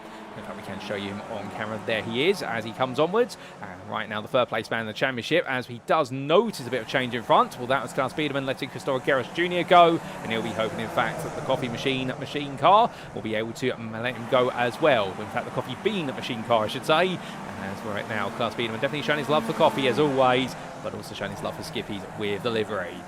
Down in towards Forest Elbow, and Pedro Moncadera just watching on from behind, but the front of the field already halfway down the Collingwood Straight by the time those make their way out of Forest Elbow. Wayne and D, they're looking to do a bit of a swap here, and it's going to be Frankie D who gradually pulls on through. Nathan Wade now figured to cover for as well. He's going to part the seas and go between the two of them. That is such the power of the double draft and the side draft as well. And Nathan Wade now your lead as he just scoops ahead of Frankie D, and D decides not to fight him under braking. Bryan Kelly, he's onto the back of Hayes Escobar. And we're two wide there side by side with Tom Payne. The pole sitter now down to 6th place. A little bit Arjun Reed here would like an opportunity to also squeeze his way around the outside. Is he going to be able to do so? Maybe he will. And Payne right now, will he fight it or will he simply lift off the throttle? He's going to stay there, but a bit of a lock up to the back of Bryan Kelly. And well, Tom Payne in the end does give up the place slightly unwillingly there. That could have been far worse, but thankfully not. So after one lap, it is Wade ahead of D, followed by Wayne. Then we do have Cabal ahead of Kelly, followed by De Vries. Randall's currently 7th ahead of Payne. And then it will be Vandenbergen and Mattock completes that top 10, with George Mattock just squeezing ahead of David Elliott in towards Hell's Corner. But now powering their way up the hill for the second time, and everyone continue to joust and do dueling along the line. Nobody right now wants to really settle down at this point, and fuel saving is always going to be valuable. But I suspect we see 3 wide here between the two, Mattock and Elliott. Well, David Elliott on the left of your picture, George Mattock on the right, and then between the two is going to be the 91 of Daniel Otuga. And Daniel Otuga there takes both places away with him, now up into 10th place there. So putting a few drives behind him, and now he's going to be trying to make his way inwards towards the top 5 when he can. As Frankie D, well, he's back ahead there of Nathan Wade, so it does seem as though Frankie D being a bit more confident this time around. I think trying to dictate the pace of the race here, but is it all going to be for naught? He's not able to save the fuel, and is perhaps using a little bit extra here. And we have seen how powerful fuel saving can be. Of course, Marcus Byfeldt really has been the fuel whisperer this season with how long he's been able to make fuel tanks go, as he showed at Oran Park by taking no fuel in the pit lane, literally just the stop and go style pit stop, which was being introduced, funny enough, at the end of season 1. If you weren't aware of that, the rule was introduced. I do believe it was because of Marcus Byfeldt at the time, who at Oran Park, when we visited there all the way, the best part of my memory serves me correctly, 4 years ago, at the time there was no mandatory pit stop rule. It was expected that drivers had to come into the pits to take fuel. They were mandated because of the fuel tanks, but in the end, as we see Frankie D there grazing the wall on exit, whoa, I think there's been a bit more to that than meets the eye. I think Frankie D's actually had a bit of a shunt with the wall. I don't think he's been touched by another driver. I think he's made an error. We will get an on-board replay shortly about that, because D right now is struggling a little bit to build up pace here. I wonder if the steering's out of alignment.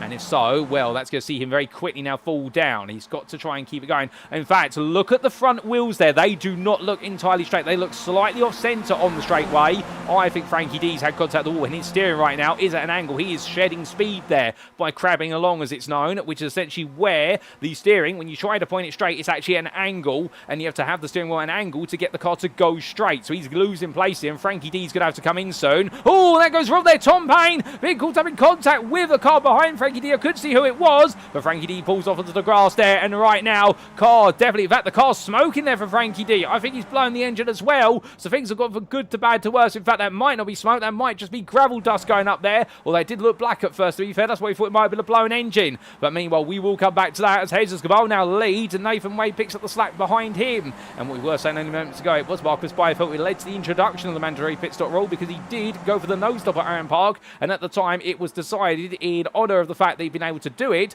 If I remember it correctly, he was allowed to retain the points, but he wouldn't be allowed to do it ever again. Nobody would be allowed to do a no-stop in the feature race ever again after he showed everyone it was possible. But coming back to the front of the field and what exactly is happening on screen, When Nathan Wade and Jesus Cabal, they swap on around, but Wayne and Kelly are behind, and Arjun De Vrijd's also there. As we do see a bit of a gap building to 6th place man Geoff Randall. Albeit I think Randall here has now started to take the tact, which is to save as much fuel as possible. Given how the field is constantly swapping back and forth, he knows he doesn't have to worry as much here as compared to others. But 2 by 2, they come in towards the cutting. Wade decides to cut his way ahead, and Randall and Otuga now onto the back of this as they come very wide out the corner. Understandably, they're looking for ways to build momentum, conserve it as much as possible. Laws of physics would say that for every action there's an equal opposite reaction, and also they do have the conservation of momentum principle here, and they want to try and keep that momentum as much as possible as they roll the way through turns 8, 9 and 10. And Randall right now all over the back of Bryan Kelly with Daniel Otuga behind, and you do have that 1.6 second gap to Gordon van den Bergen in 8th place right now with a long line of cars. Mattek, Miles, Byfeldt, Suapanki, Gardner, Elliott, Steff Herrmann and Wareham all with him at this time, so he's really leading the second pack here. And with a bridging gap of 1.5 seconds to the lead group, well, they'll be hoping he can move a bit along, as that was a slightly out of angle Peter Suapanki there, slightly sideways coming in towards the dipper, but he was able to get it back together. To be careful of that, however, because mistakes like that can lead to tragic consequences if he doesn't manage to rectify them in time. But as they all head down onto the Conrad Straight, we take a look back at the big moment for what's Frankie D firstly, where all went a little bit wrong for him, and this was on lap number 2, where we do believe he lost out as a result of contact with the barrier on the mountain. So this was Frankie D make his way down the hill. Can we see what happened? Oh, yes, he did make contact to the wall there by the looks of things, and a further subsequent contact on the outside. Can we get the on board with D? We should be able to. Here we go. So this was Jesus Cabal, in fact. We're seeing his perspective, and there it was. D did brush the wall. He hit the wall coming down in towards turn 15, and that's why his car was struggling. So we did think there was some crabbing on the steering, and that's correct. He's damaged the suspension enough with a very heavy hit, and not a flush hit, unfortunately, and that's what's led to him falling on down. And then subsequently, well, absolute pandemonium started to play out behind when they made the way down in towards what was then the chase chicane. We do get the replay of Tom Payne's involvement in that. And this was Payne coming on down at the time in a bit of a three-way fight between himself and 2 other cars. And Payne in the outside. Contact with Gordon van den Bergen. Frankie D was there. Sent Payne very much sideways. And that's why Payne went around. So it's Gordon van den Bergen making contact with the tyre. And it sent him all out. And for Tom Payne, definitely a very frustrating moment there. But back to the iRacing we go. And we have got some pit stops playing out, ladies and gentlemen. Adam Miles has been in. And he's been serviced. So he's come in on lap number 3. And by doing so, he's going to put himself right to the back of the field, but he does pick up the toe there, Pedro Manuel Cadera, by 1.5 seconds, and with Adam Miles being the quickest driver over a single lap here in qualifying today, right now I think he's going to be thanking his lucky stars here because of the fact he will have something to draft off of at a distance initially, and he may just be able to make some magic happen here and move forward on strategy. We've also had into the pits Jesus Goel, Klaus Biedermann and Frankie D, albeit Frankie D of course with the repair work to the car, it should be pointed out, so therefore D is essentially out of the hunt given the fact he is the best part of none other than when he's 37 seconds behind the next car. Meanwhile, speaking of changes afoot, all those who have yet to pit, will they pit sooner rather than later? Will drivers react to Miles pitting? He's really going to be the benchmark in terms of when you do pit versus when you do not pit. As soon as you see a big name into the pits, you know the pit window is definitely wide open. Well, coming down and through in towards the dipper right now, George Mattek. He's definitely finding himself right in the midst of this group. But what has happened is those 2 big packs of cars are now actually concertinaed together a little bit more. Although saying that, Neil Gardner's fallen back. And there he is right now with the second group, so it does seem as though the second group has shortened. That's probably the best way of thinking it here, as Adam Miles has off camera found his way past Pedro Manuel Cadera, so he's made his way up into 18th, and now he'll have nobody to work with for a time. He's got 15 seconds to the next car, which is this man, Marcel de Hint, and de Hint right now just carrying on his journey, a bit of a lonely one, however. But back to the very front. There's Wade at the bottom of your picture, your race leader. Geoff Randall make his way up towards Bryan Kelly. As we do see Daniel Otuga cutting to the inside there of Chris Wayne. 10 minutes this race complete by the time they complete this lap. And still more to come as it's going to be a look from one side to the other. Chris Wayne now trying to go all the way round. And we're rolling the way up the hill. They all duck the way into the pit lane, down it, because we do see Daniel Otuga coming in, and as he rolls in, so does Bryan Kelly, so does Geoff Randall and Arjun De Vrijd. They're all very quickly coming in here. It gets a bit close on pit entry. I think a few lockups there. Hold up, Nathan Wade head to toe to the pits. What's happened to Nathan Wade on his way in? That's all gone very wrong, and well, can we get a quick replay to explain that, because that's completely unexpected, and here we go, ladies and gentlemen. So this was Wade. He made his way into the pits, but what exactly went wrong for him on pit entry? And the answer is he took the curves quite aggressively, bounced off. Oh, goodness me, that's the smoke we saw. That was Wade going around. He's hit the pit wall, and the man who was leading this race, he ends up in the barrier. He toes the pits, but that is going to cost him a lot of time. That's not going to help him whatsoever. Nathan Wade making an innocent mistake, but those mistakes prove absolutely costly. And, well, now back to live racing we come. But as we do, where is Adam Miles? Well, here is Miles. He's on the back of Bryan Kelly, and Bryan Kelly is the only driver who has pitted who is ahead of Miles. But Miles is right in his draft. Adam Miles there going for the earliest possible undercut. He has worked out a dream, and with 2 seconds between himself and Daniel Otuga right now, he is going to be praying that Bryan Kelly wants to work with him. As Daniel Otuga and Pedro Manuel get side by side here, coming up in towards Griffin's Bend. And right now, Daniel Otuga, Geoff Randall and Arjun DeVries will be hoping that this quartet can work together as Otuga's into the barrier. I don't believe it. He's hit the wall. Coming out of the corner, he's ducked away there to get behind the Marshall's post barrier. So Daniel Otuga's out of this race. We'll have to get a replay that we can, but I suspect there might be Otuga just carrying a bit too much speed, perhaps, versus Manuel Cadera, who fought up the inside. Well, either way, Manuel Cadera falls back there behind Randall DeVries. Was there perhaps some contact that we didn't see? Well, suddenly this race is absolutely getting lively. Perhaps not all for the right reasons, but here we go back in time to understand what exactly happened to Daniel Otuga.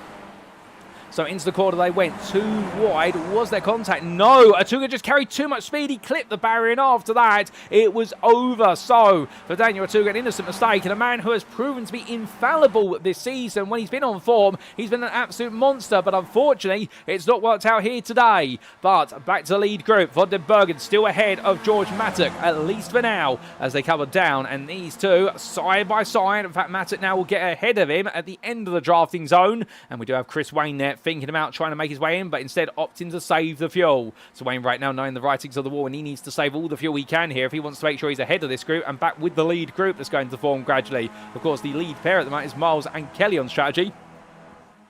And there goes Mattock, there goes Van den Bergen and Wayne into the pit. So Chris Wayne there, another opportunity with the fact he was holding himself back is the fact he gets to see whether they're pitting or whether they're carried on. Whereas he's a lot closer, he then has to make a snap decision. Gareth Jr. into the pit lane as Peter Suapanki goes on to lead a lap. And indeed, it's been a long time since we've seen that over the course of this season, if at all. So Suapanki goes on, Simon Wareham follows him at a distance, 2.75 seconds behind, and Tom Payne's there as well. And despite the fact that Payne did get turned around earlier on, well, credit where it's due for the Tom Payne special, he still carried on very happily, as Steff Herrmann has had to tow to the pits. Now, what's happened to Steff Herrmann, I wonder? Surely he's not had a similar state to what happened today from Wade only months ago. Well, hold the phone on that, because we'll come back to that call. But meanwhile, we do look at Adam Miles here, as he has Bryan Kelly behind, so these two working in sequence. George Mattock comes out the pit lane, and he's not going to be close enough here. So Miles and Kelly, they may have just stolen this race away, because as Mattock builds up speed, he comes out. He is 1.7 seconds behind Bryan Kelly, and that gap is still growing.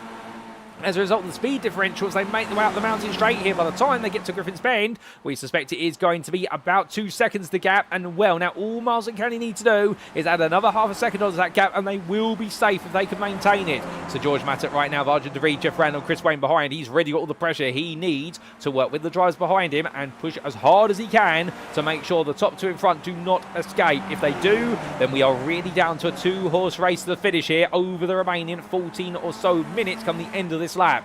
Albeit we've got a long way to go, and most of our pit stops have already been completed, so this is going to be a race now that's all about teamwork to the very end here. Very different race to what we've seen this season, where normally we've seen a big spread of pit stops, some going for the undercut, some going right in the middle, and some going at the very end for the overcut. Whereas here today, as soon as Adam Miles was pitted, everyone's reacted immediately and known they all need to be with a lead car. And it's understandable because how strong the slipstream has been on the mountain straight, and also Conrad, the predictions of this being a real slipstream orientated race, as all Skippy race it is, but this one you need that draft so desperately. It is worth seconds of lap time, and that's why nobody wants to throw it away.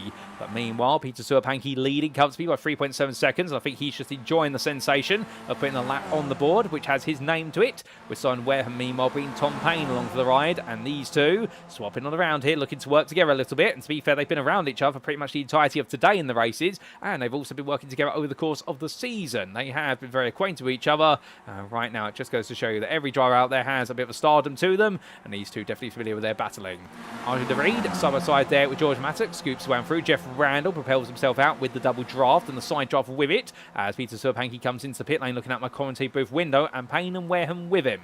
So therefore, they're now in. That's going to be the pit stops complete, minus the one for Marimon Cladera, which is overdue. And it was Arjun de Reed here. Make sure that he's ahead of Mattock still. Randall now at the head of the group here, who's looking to try and close down Miles and Kelly, albeit it's not going to be easy there for Geoff Randall. He's going to use all the experience and plenty more if he wants to dig in and move up. The gap to Kelly, still 2 seconds for Randall at this point, but with our leaders in, it does mean now we will be returning to the status quo as a fastest lap of the race goes to Geoff Randall, a 2-minute 29.98. The laps are getting quicker here as the day is going on, and well, understandably right now, he'll be wanting to be in a hurry. But on the rise they go. Now 14 minutes left on the clock, and with that we take a look back in time as to what exactly happened only moments ago to none other than Steff Herrmann in the pit lane. So this was Steff Herrmann making his way down as he went to go into the pits. Peeled off behind Peter Serpanki with Chris Olgeris Jr. behind him. Locked up, went straight on into the gravel. And at that point, well, he tried to get it turned around. He did so. Ooh, goodness me. That was David Elliott coming in absolutely blazing hard. And in the end, well, Steff Herrmann did make his way through, got to the pits. And I think with Chris Olgeris Jr. completely overshooting his pit box, he reversed back into it. And in the end for Steff Herrmann, I think frustration must have just kicked in. In fact, he had missed his pit box there in the haste to come into the pit lane. And at that point, that is why he's retired the car. His race was over at that point because after missing the pit box, he couldn't reverse back to it. You're not allowed to reverse back more than a certain distance, otherwise it becomes essentially a black flag. You get penalised by it, if I remember correctly, based on the iRacing stewarding system. You can't afford to miss your pit box by more. I think it's half a pit box length. Otherwise, reversing back through the pit lane is constituted as dangerous driving. So Steff Herrmann loses that. In fact, I think it actually leads to an auto disqualification in some instances, depends on the circuit, although don't quote me on that. And we did along the way lose Marcel de Hint as well, albeit de Hint's had a bit of a moment. What exactly happened to the German driver? Here's a replay to explain that. So this was de Hint coming out of Forest Elbow, grazed the wall there, and well, after that, made his way down the Commonwealth Straight, and as he did so, well, that damage was enough there to completely misalign the steering, and well, bounced over the road, and for Marcel de Hint, the suspension collapsed, and at that point, the tiniest of touches there, and well, for de Hint, all went wrong. So he got to feel there for de Hint, because he's had an up and down season, but definitely ended his season on a downer rather than an upper rise. But meanwhile, back to the leaders, we're back to your live pictures, Miles and Kelly together. 2 seconds is the gap from them to third place man Geoff Randall, you see in the rear of the picture. They right now dictating the pace up front, and we're hoping they can just hold on for a little bit longer. Understandably, this is the classic the enemy of my enemy is my friend situation. These two, they know they want to work together right now. For Adam Miles, well, if he finished second, it would still be the championship by a comfortable margin. He would be your Season 5 champion. For Bryan Kelly, well, the fact he has finished on the podium this season several times, including a win, he would love to take a win to end this season because he's had some great fortune. He's also had quite a bit of misfortune, but right now he'd love to ride his fortunes to the ultimate high. The American driver here staying with Miles at the moment, and knowing if he wants to see that win, he's got to play smart with it. As the 85 driver, meanwhile, well, he's got his own aspirations here of just leading this race and bringing Kelly along with him if Kelly stays there. Meanwhile, Geoff Randall, Arjun de Reed, George Mattock and Chris Wayne, they're all still together with Wayne pulling off of line there. And in fact, very interesting the way Chris Wayne behaves. It's noticeable the fact he really does play the game of trying to signpost as early as he can that he wants no role to play in swapping places back and forth. And that's why he's pulled so far out of the toe on the run up the mountain straight compared to the others, trying to bleed all the slipstream. It does actually cost him the ability to save some fuel, particularly if he did underfuel in the pit lane and therefore try to get himself into the script. He risks losing any fuel saving he requires, but the upside is he makes it very clear to everyone in front he has no role to play in swapping places back and forth there. He's just willing to follow.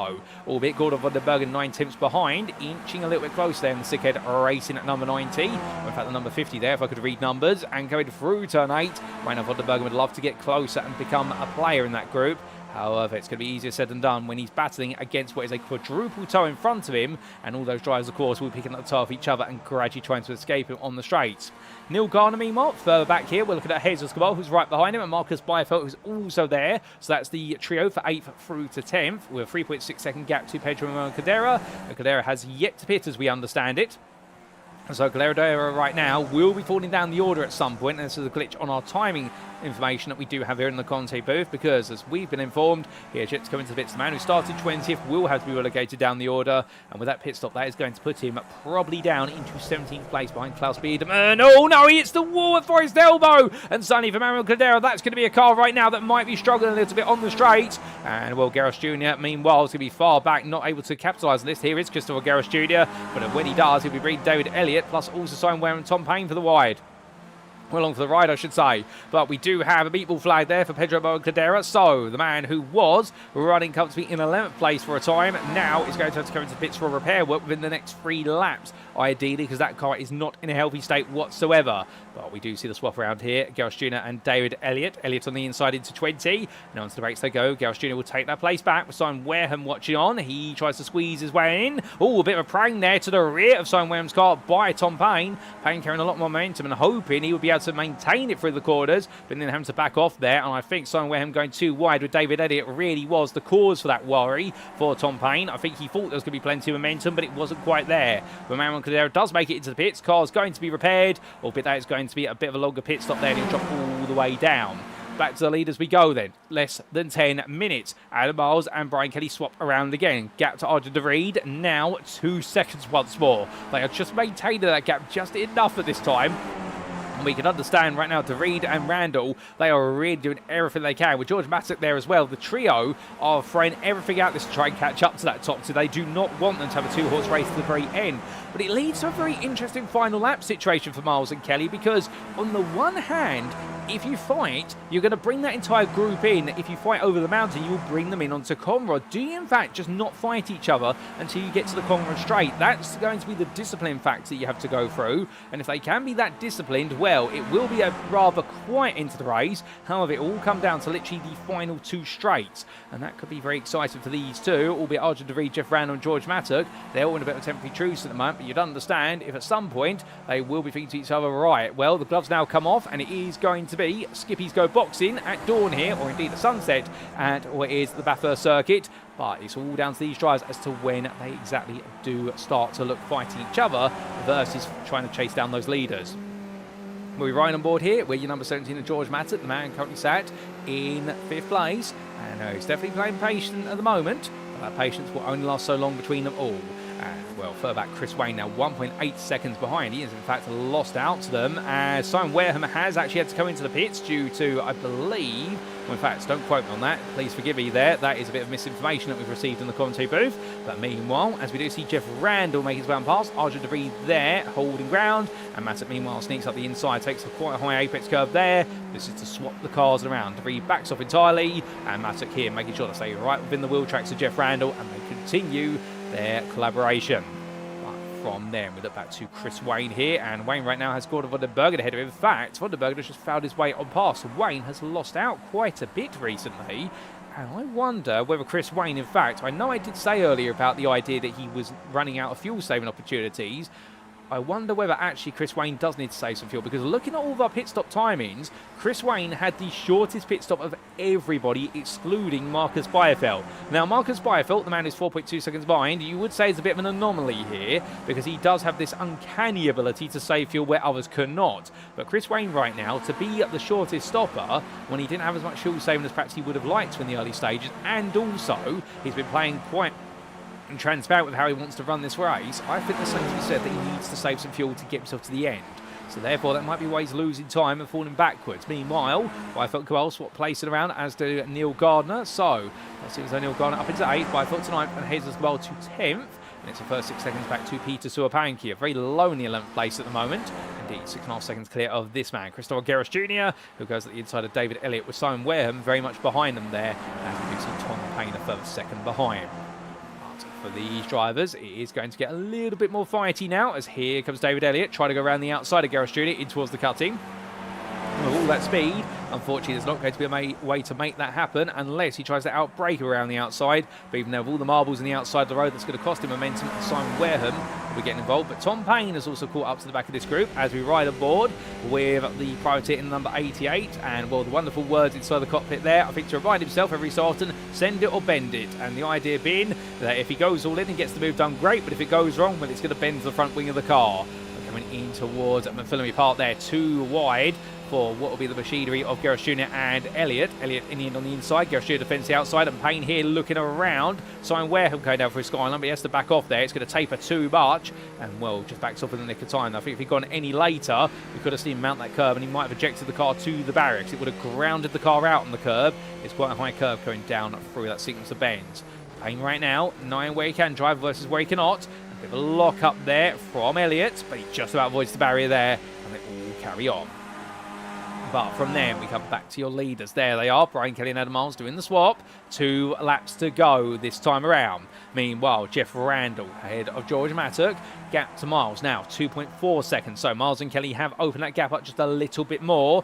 They are looking safer and safer by the day. And well, with 2 laps left on the clock now, will we see this trio help each other out one more time, or will they suddenly think, well, you know what, that gap's getting big enough, it might not be worth it anymore? Well, Mattock decides to work with him for now. So still of the approach, which is we need to try and get closer. Chris Wayne and Gordon van der Bergen, they're working together as well, doing the swap back and forth. Meanwhile, in that battle for what is 12th place is David Elliott ahead of Gerrish Jr. with Payne on the inside. Oh, hold on a second. That's a big drift wide there from David Elliott, carrying too much speed on that inside line. He goes to the grass of David Elliott, making a crucial error, and that is going to drop him away from this group. And Klaus Biedermann now be looking at this and thinking, hold up a second, do I get to play in them? And well, Klaus Biedermann almost within a second there of David Elliott as he heads in towards turn 1.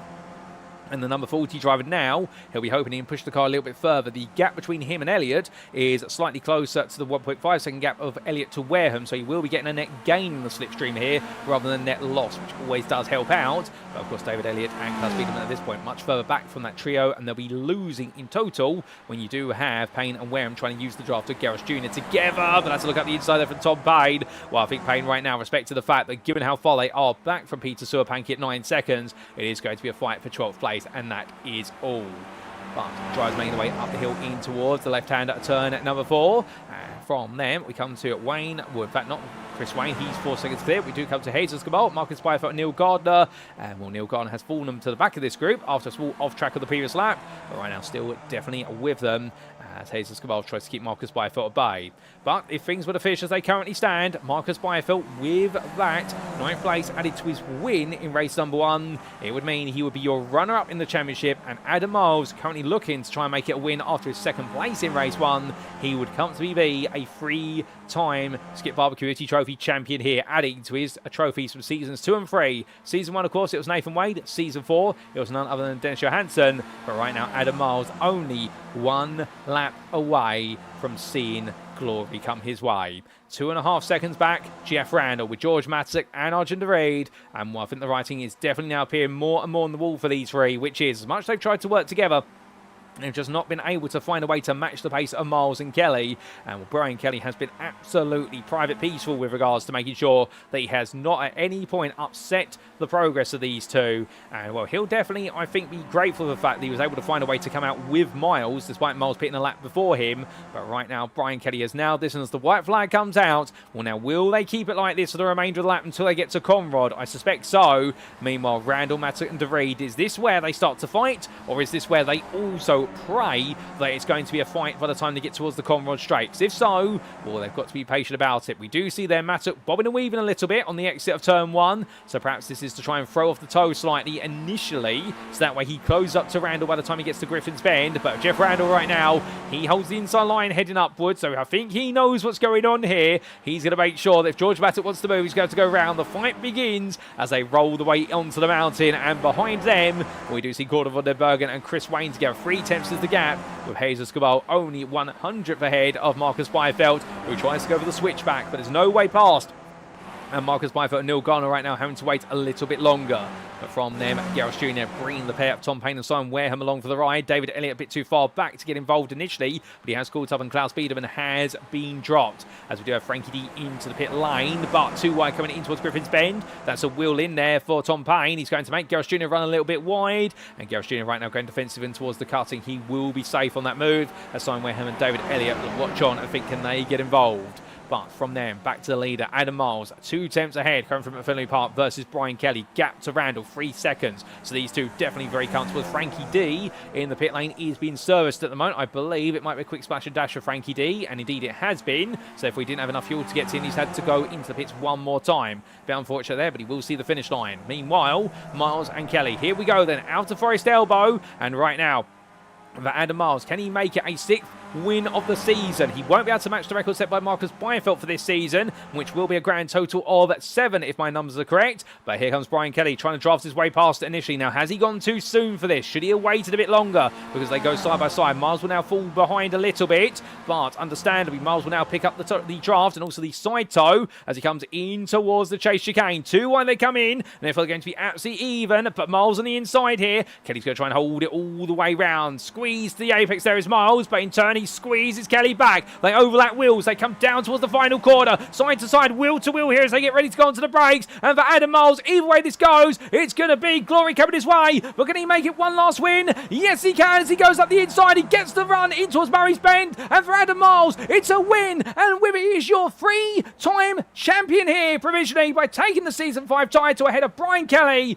George Mattock comes on home in 3rd place ahead of Arjun DeReed and Geoff Randall. And then it will be Gordon van der Bergen coming on 6th place ahead of Neil Gardner, and Gardner in the end coming on home ahead of Marcus Byfeldt and Jesus Cabal for his best result of the season with 7th place. It will then be Chris Wayne holding on to 10th ahead of Peter Suapanki, and in the end Wayne takes one of his best performances of the season, and Peter Suapanki brings home his best result and an 11th place finish. Christopher Garris Jr. out running then, Simon Wareham and Tom Payne to line, but I think there's been a bit of an incident between these drivers. We'll have to get a replay of that when we can. They've definitely had a bit of a conversation, I suspect. And then Klaus Biedermann coming home in 15th place ahead of David Elliott, who's fallen a long way down. In fact, he's missing the front end of his wing.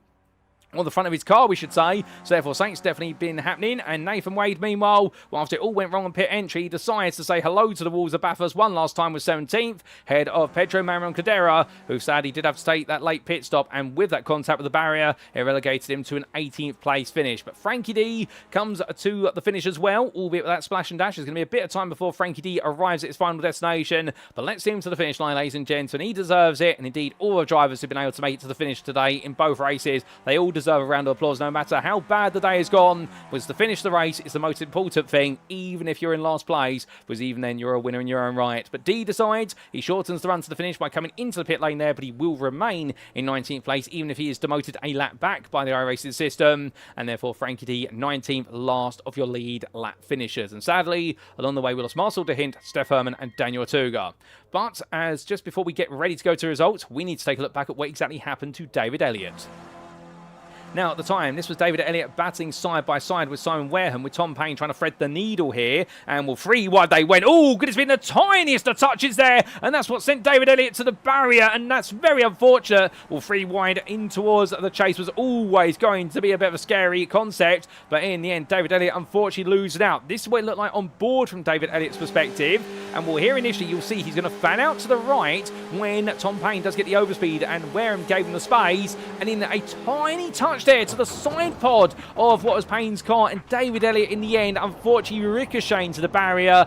Thankfully was able to carry on there, but a nasty knock, and well, not one he'll be very comfortable with for some time. But goodness me, what a conclusion, but also what a conclusion we had to the race itself, ladies and gentlemen, because this was the battle to the finish line between Adam Miles and Bryan Kelly, and well, it was 2 wide coming through the chicane all the way into Murray's Bend. And for Adam Miles, he didn't need to win this race to become champion, but he definitely wanted that win, his 6th win of the season, and he got it in the end by being on the inside with Bryan Kelly, just having that small nervous twitch on turn into Murray's Bend. And in the end, Adam Miles, your winner by only a 10th or so, and becoming a Season 5 provisional champion. But with that, we head back to your live circuit side pictures and to those provisional results, subject to any stewards' inquiries, and here they are. And as we can see, after a terrific and highly strategic 30 minutes of racing in round 24 of 24 of Season 5 of the Skip Barber Community Trophy, brought to you on iRacing, Adam Miles, your winner by a 10th in the end over Bryan Kelly. Bryan Kelly, to be fair, he nailed it on strategy. He knew the man he needed to work with. It was Adam Miles, and he found his man and worked with him every step of the way. And because the two worked together, they were able to steer clear of the danger of 3rd through to 5th, with George Mattock in the end bringing home the final podium spot, and therefore bringing home another podium in the feature race. He's done it twice now in a row. go, and he'll be very happy with how this season has come to a close. Arjun de Vries, 4th there, just ahead of Geoff Randall, with the Old Git Racing Team driver completing your top 5. Unfortunately, couldn't quite take a podium in the season finale, but to be fair to Geoff Randall, putting on an absolutely brilliant display. Gordon Vandenbergen taking 6th there for Sickhead Racing, a further 5 seconds behind.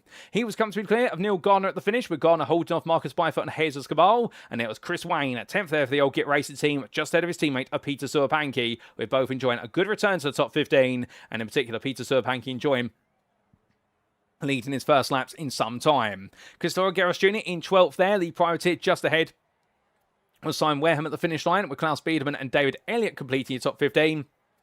Albeit sadly for David Elliott, that contact we did see with Tom Payne really upsetting the apple cart, although we do believe a black flag was awarded to Tom Payne as a result of that contact for breaching the instant point count, and therefore that is why David Elliott has been promoted back into the top 15, and Tom Payne has been demoted down to 18th place. So there's a late twist for you there as well. Nathan Wade, 16th ahead of Pedro Marion Cordera, Payne then relegated down to 18th, and Frankie D and Steff Herrmann completing that top 20, although Frankie D was your last finisher of the race, and Steff Herrmann a non-finisher in 20th place. It was also non-finishes for Marcel Dehin and Daniel Otuga, with Otuga having that huge moment at the wall at Griffin's Bend early on, and we did see non-starts for Noel Richie Robinson and Rafael Bomer.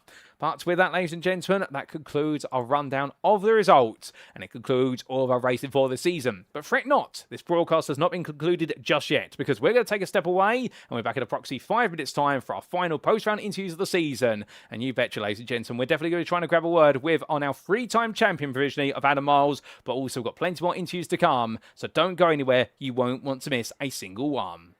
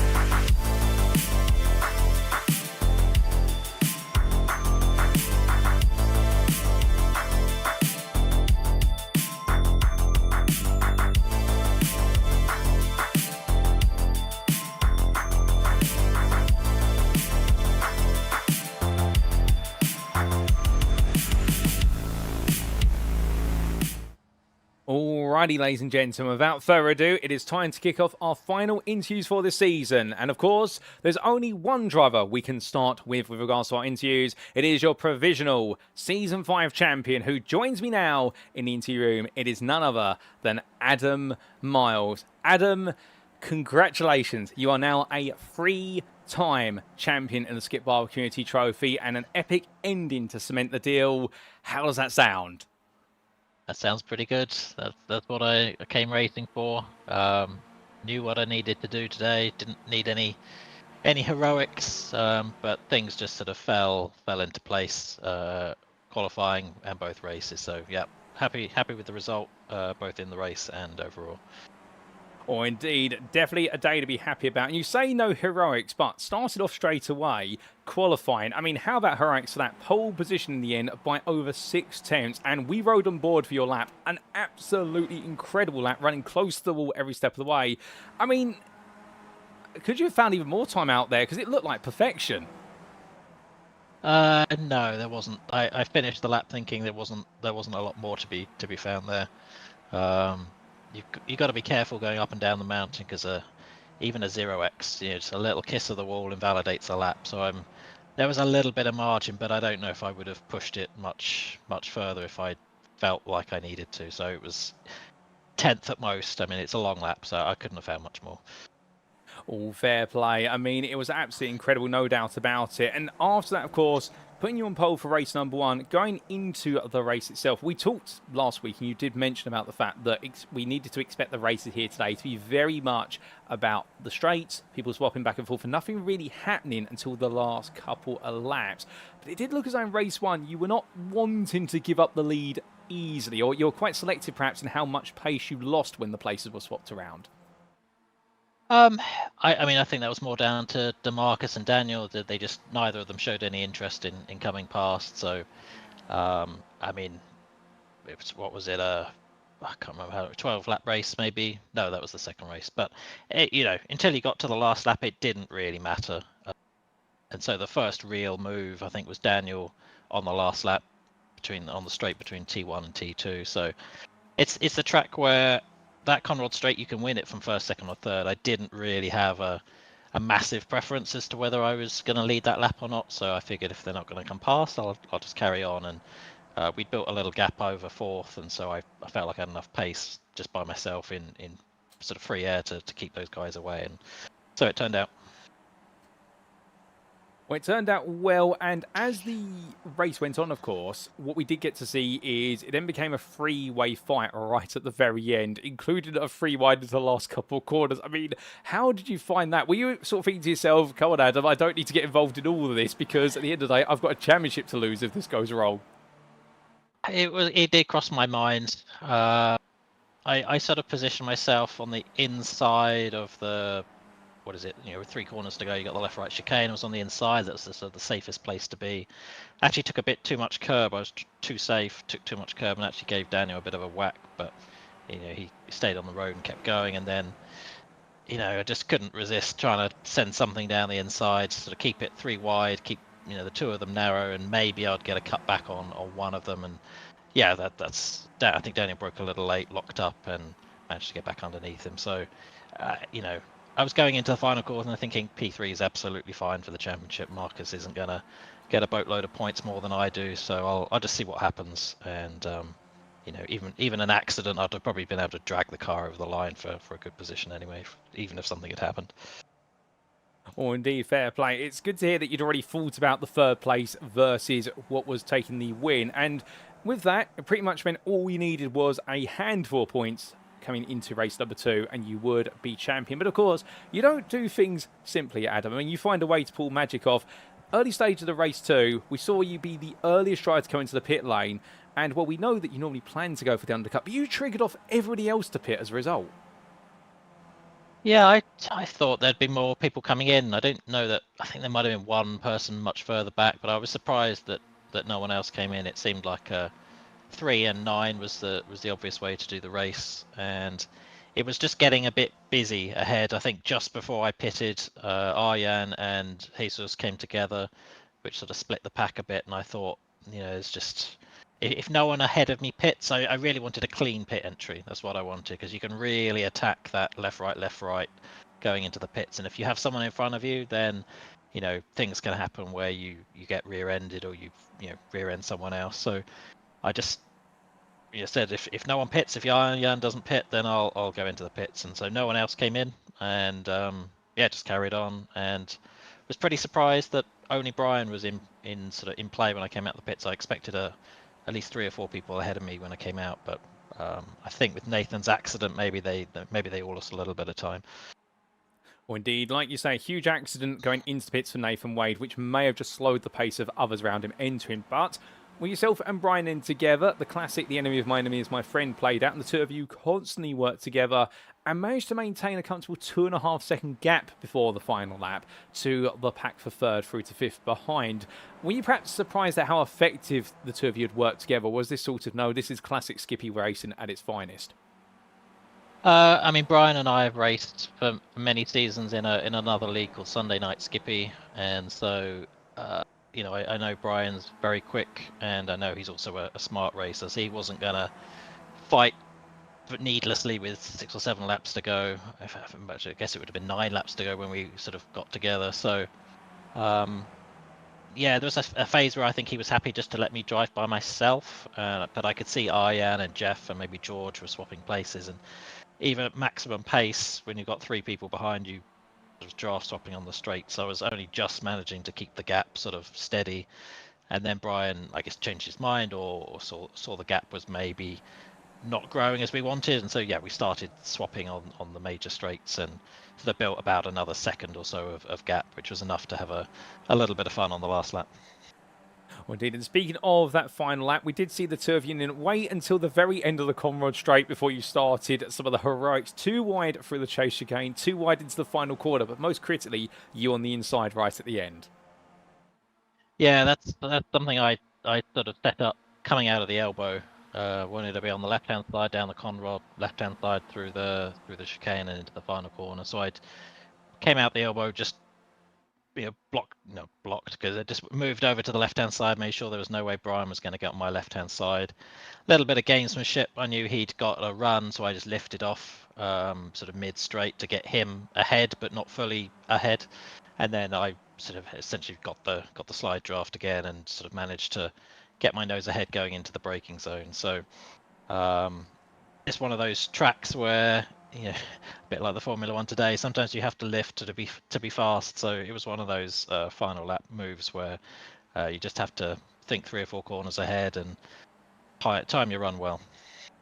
Indeed, and a very well-timed run in the end, and bringing to a close an absolutely superb season. And I can imagine crossing that finish line, it must have been the biggest sigh of relief to think you are a 6-time winner this season, not quite beating Marcus Byfeldt's number of wins, but almost matching him, and also a 3-time champion now. The job is finally done. Yeah, I didn't. I knew there was a fairly comfortable cushion coming into the final race. Hadn't quite figured out the drop week scenario to know exactly the maths of where I needed to finish, but I think once I'd got a reasonable result in the first race, I knew that something pretty catastrophic would have to happen in the second one. So yeah, an element of relief. Happy to finish the season on a high as well. Well, indeed, end of the season on a high, and now the question is, in terms of what's next for yourself, have you got any plans in mind, and can we perhaps expect you to come back when Season 6 does at some point arrive to defend that title and become a 4-time champion? Yeah, I mean, the Skippies still going strong, particularly in league form, so I think I was participating in 3 different leagues this season, plus the officials, plus a broadcast race, so anything that's involving a Skippy next season, I'll be in it. So if the community trophy returns in sort of 9 months' time for the same time next year, or this year, then I'll be back to try and defend the title. Oh, fantastic. We'd definitely love to see whether you can continue your record running run of championship crowns. But Adam, as we do get ready to let you go, is there anyone you'd like to give a shout out or a mention to on the broadcast tonight? Yourself, as always. Gonna enjoy watching this back over dinner, and then congratulations to Bryan on the P2 and to Marcus, and I think probably Steff and Daniel on the places in the championship. So they drove well as well. Well, Adam, it's been an absolute blast to have you join me for our first interview of tonight, and congratulations on not just a double podium, an incredible pole, and a win in the feature, but by becoming our Season 5 champion and a 3-time champion in this series. It's been well earned, well deserved. Hope you have a great rest of your evening, and we look forward to seeing you on the grid again in the near future. Thank you, Paul. So here and there, ladies and gentlemen, from our Season 5 3-time champion now, Adam Miles, the privateer who today put everything together and mentioned at the start of the interview he wasn't planning any heroics, but in the end the heroics naturally came to him with a pole position lap where he felt as though there wasn't much more he could squeeze out of it. A monster lap to take pole, it had to be said, in the one-lap shootout. And then the sprint race. And only was going to be in a three-way fight for the win, but opting and siding for the idea that third place would be enough, but the devil on his shoulder in the end took over a little bit and said, go on, you want to go for the win, and that's how he was able to scramble for second. Then the feature race, pitted early, and was surprised at the fact there was such a lack of drivers making an exodus from the circuit to the pit lane, but then it worked out nicely for him, and being in the company of Bryan Kelly, as you see in the replay footage now, perfect timing that. We couldn't have scripted that any better. Well, indeed, for Adam Miles then, it was just him and Bryan Kelly in a two-car scenario, and when in the end the two decided to work together, they were able to bolt away from the rest of the field and have a fight for the win that came down to the final couple of corners in the final lap, but Adam Miles was able to be on the inside at the final corner, and that made the difference, and in getting the job very comfortably done, even though he didn't need the win, nor did he need the second, but in the end, engine on a high, and we're saying there that when Season 6 comes around, we expect him to be back on the grid looking to defend his title, and can he become a 4-time champion? Well, that would be something to be seen. But with that, ladies and gentlemen, we've got more interviews to come, and indeed we'll be back in approximately 10 seconds time for our second interview of the night.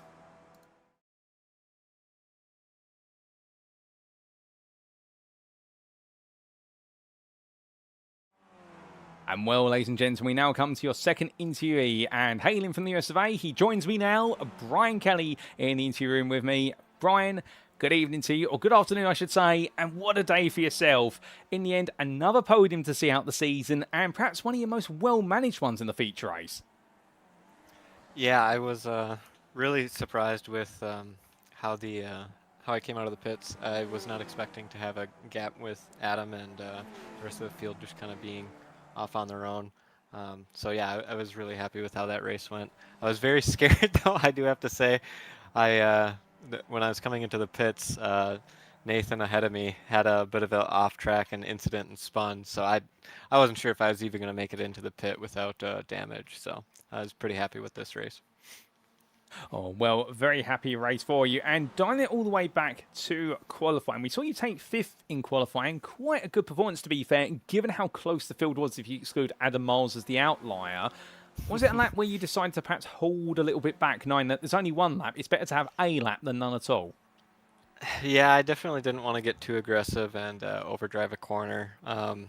Because here, if you make a mistake, there's a good chance you're not going to make it around the course. So, yeah, I just took it a little bit easy just because I didn't want to spin out. But, yeah, I was really impressed with how well Adam did there in qualifying.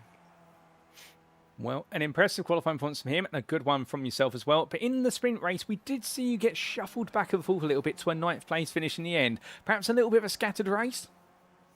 Yeah, I was really struggling with... I didn't want to fight anyone and lose the draft train, but it seems like there's always somebody behind me that wanted to get ahead. So there's one point where there was a bit of a set of cars that kind of all crashed together. So I think there's a car sideways ahead of me, and I just had to slam on the brakes. So that was unfortunate. Kind of disconnected us from the draft train there. But I'm just happy I didn't have a broken car after that, so I could still drive and I could still make it through the race and finish with an okay result. Well, indeed, an important end to that race to make sure you brought some points home. And then in the feature race, we did see, of course, you start a little bit higher up the order, but in the end, only 3 drivers made the way in at the end of lap 3, but you were very quick to jump onto the idea, I need to pit the next lap. Was it a bit of a realisation, if Adam's pitting, I better do something? I actually didn't see that Adam came in. He wasn't showing up on my relative, so I wasn't sure. I heard somebody went in, but I didn't know who. But yeah, once I saw Nathan going in, I really didn't want to be out there on my own. I feel like the draft here is just so strong. I didn't want to be out alone. So I came in, It seems like most of the rest of the field came in around then. So yeah, I think it was more of a reaction than a proactive decision for me. All fair play. So in the end, a bit of a reaction, and of course we did, as you mentioned earlier, about what happened to Nathan when he came into the pit lane, having to take a bit of evasive action. But when you emerged from the pit lane, you were the leading car strategically until Adam Miles sidled up alongside you. Were you perhaps a bit shocked at the fact that you'd suddenly become the leader of the race effectively? I was fuel saving. When we were in that draft train, so I'm not sure if anybody else was trying to do that, but I suspected I was going to have a quick pit stop just because I was trying to fuel save in that draft train. But yeah, I was really happy I wasn't out completely alone, and when I saw it was just Adam, I kind of figured that we could work together, and that worked out pretty well for us. And in the two of you working back and forth, and obviously at the very end of the race, the gap to Geoff Randall and company had broken open to the best part of 2.5 seconds. I presume you were waiting, much like Adam was, for let's just get to the Conrod straight and then we'll fight on that final lap. Yeah, I definitely knew Adam had the raw pace on me, so I wanted to be sort of that second car in the train just because the draft is such a good advantage. I mistimed it on that final straight. So Adam ended up having enough side draft that I couldn't clear him. If I had timed that a little different, I might have been able to get ahead of him in that chicane. But yeah, it was a bit of a mistake on my end. Also, just well played by Adam. I know that downhill section, he was just so quick and aggressive through there, and I couldn't quite get the confidence to make it through that downhill section as fast as he was going. So. Yeah, that was a section of the track I really struggled with. Well, it may have been a section that you were struggling with, but still you're able to stay with them in the end and bring on home a second place. Not quite the win necessarily, but another podium. And what it does mean, of course, is that come the end of the season, provisionally, subject to any steward's inquiries, you've just been able to beat Daniel Otuga by 2 points to 4th place. How does that sound? Well, I'm pleasantly surprised by that. I know Daniel was he was doing so well this season. He had so many. Yeah, I'm pretty sure he had a couple double wins. But yeah, he was performing great this season. So hearing that I beat him on points, that makes me really happy. I'm sure it came down to just me being a little bit more consistent in terms of top fives. But yeah, I think Daniel, he had some great races this season. Oh, indeed. I mean, it was so close between the two of you. And I think you've summarised it very nicely that it had been the consistency of yourself versus his larger performances and consistency just weighing out in the end. But of course, this season now coming to a close. What's next for yourself? Do you have other plans for the Skippy? And can we expect you perhaps back on the grid for season 6 when it arises? There was another league that I was running. Unfortunately, that one shut down. So I'm just going to be looking forward to this one in hopefully December, it sounds like. So yeah, I think this would probably be the only time slot I could make. So looking forward to that one. Oh, fantastic. We definitely look forward to seeing you back on the grid for our future season. But just as we do get ready to let you go, as always, I do have to ask, is there anyone you'd like to give a shout out or a thank you to live on the broadcast? Yeah, I just want to say thanks to Geoff for organizing this league. Thanks to you, Paul, for broadcasting it. This league has been one of the best that I've joined, and the racecraft, the quality of the races has just been fantastic. So this has been a joy, and I'm definitely looking forward to the next season that we do this. Well, Bryan, it's been an absolute blast having you come join me in the interview room. Know that, and we've absolutely loved seeing you out there, giving it your all every week. And we do hope to see you even more in the future because at the end of the day, well, we definitely love to see you one day potentially take a championship crown of your own. But until next time, save the results, enjoy that final podium of the season, and of course, 4th place in the championship. Until next time, good sir, have a wonderful rest of your day, and we'll see you on the grid very soon. Thank you, Paul. So here and there, ladies and gentlemen, from Bryan Kelly. Very chuffed with his final performances of the season, albeit, of course, the slightly middling performance of the sprint race. That 9th place finish, which was about him in the end trying to stay out of trouble, work with everyone, but everyone in the end gradually muscling him down the order as the result of the way the pack played out. And conversely, that feature race, well, very pleased with that, although pleasantly surprised himself with the fact he came out as the race leader on strategy until Adam Miles came up alongside him on the pit exit, and then he saw the fact that it was the two of them working together, and he did want to work with Adam Miles in order to make sure it became a two-way fight for the win all the way to the very end. But on reflection of this season, he's definitely been a very consistent driver, as he mentioned there. I'm slightly surprised at the fact he has beaten Daniel Otuga by only 2 points provisionally to that 4th place in the championship, but it goes to show you that sometimes it's all about that consistency and the run of results that can make the difference. And that's where Bryan Kelly has been. He has had some bad luck, to be fair. Daniel Otuga also has his bad luck, which has struck him hard today in particular in this feature race. But for Bryan Kelly, the skies are always looking high. And well, we look forward to seeing him back in Season 6 and seeing where he can make a top 3 finish in the championship, or more importantly, perhaps even go for a maiden title of his own. But with that, ladies and gentlemen, we've got some more interviews to come, and we'll be right back for our next interview of the night.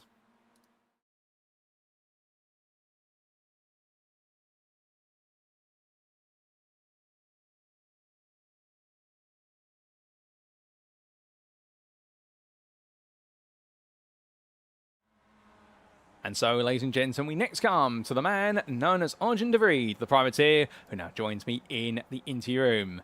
Good evening to you, Arjun, and well, what a day for yourself today. Not quite a podium in either race, but my goodness, you were in the thick of the fighting, and well, I get the feeling you very much enjoyed yourself out there. Yeah, I had some fun. Unfortunate not to end up in the podium and not to be able to fight at the end. Both races had some incidents, I think, so that was a bit scrappy, but all in all, pretty decent. Well, a pretty decent day, and in terms of how it started off, 3rd in qualifying. I mean, so close to being on that front row. I think it was only hundredths separating you from the front row. How was your qualifying lap? I messed up, so I think I would have been closer to Adam, not as close, but I think I would have been like 2 or 3 tenths closer, but I messed up in the last corner. But okay, could be worse. All fair play to you. So a bit of a mistake there. Like you say, it could have been far worse. You could have started a long way down the order, but you didn't. But when we did go racing, as you mentioned only moments ago, the sprint race over 20 minutes, no pit stop at all, so therefore no worry about fuel saving perhaps. Take us through what it was like, because it did, like you say, feel like a bit of a scrappy field, as though nobody really wanted to settle down perhaps. Yeah.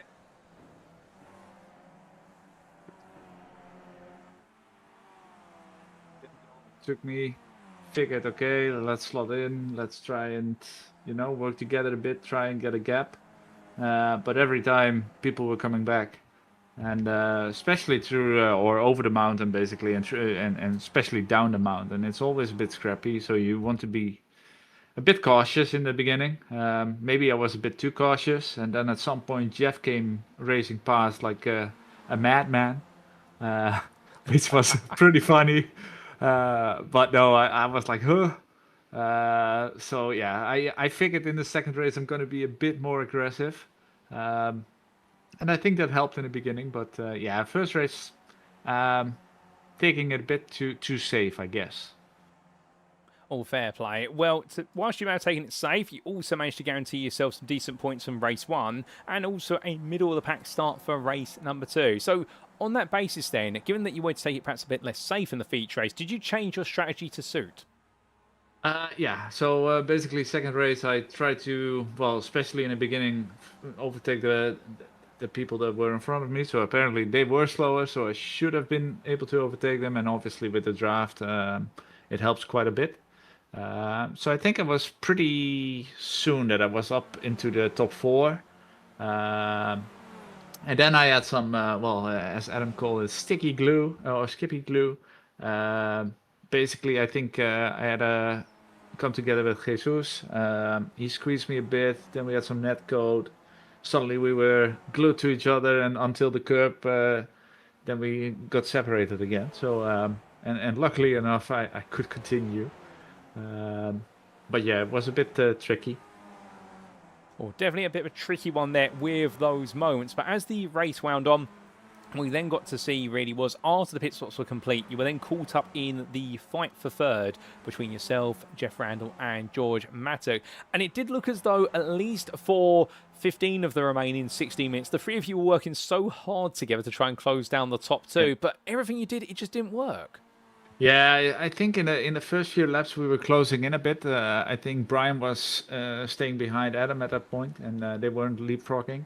I think Jeff and we had a pretty decent rhythm in terms of I went up and down the mountain, and then he did basically the condor and start finish, and then the straights again.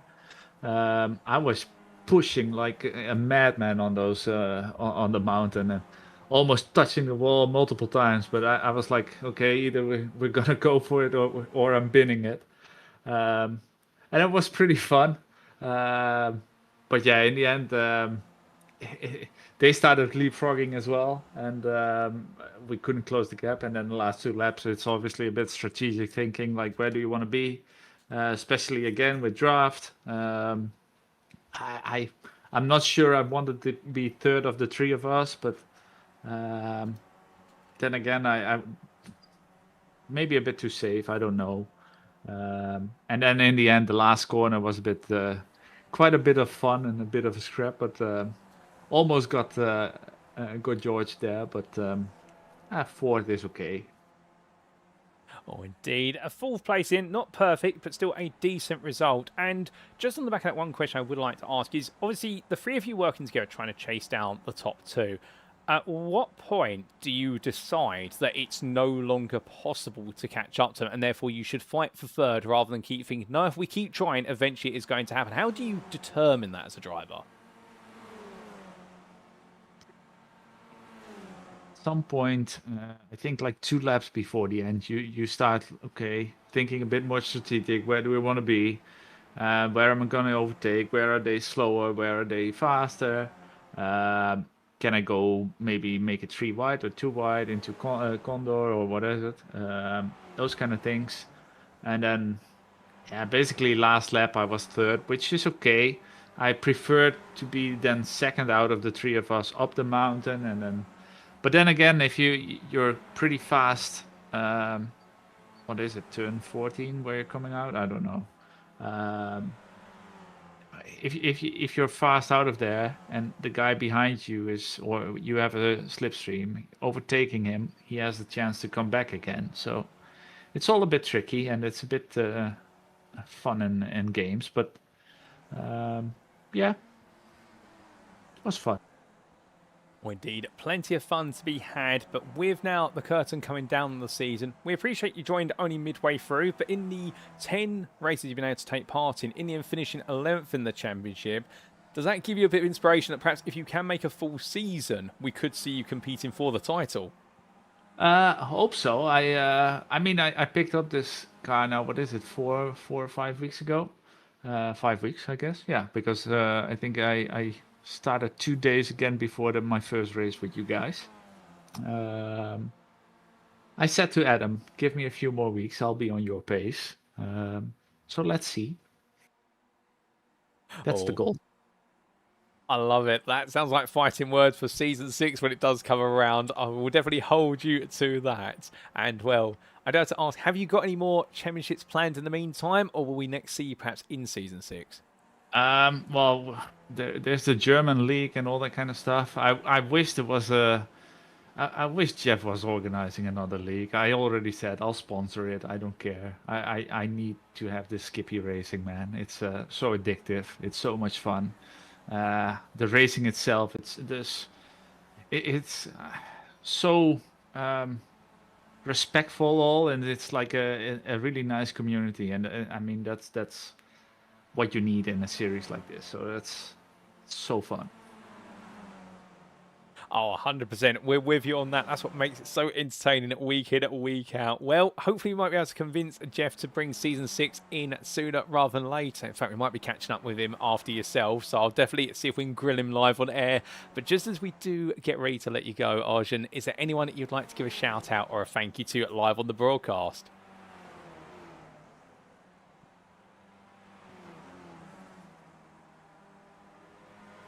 Right, so I mean that's insanely good as well. Yeah, it's like I said, I wish we had it next week again, but we'll see.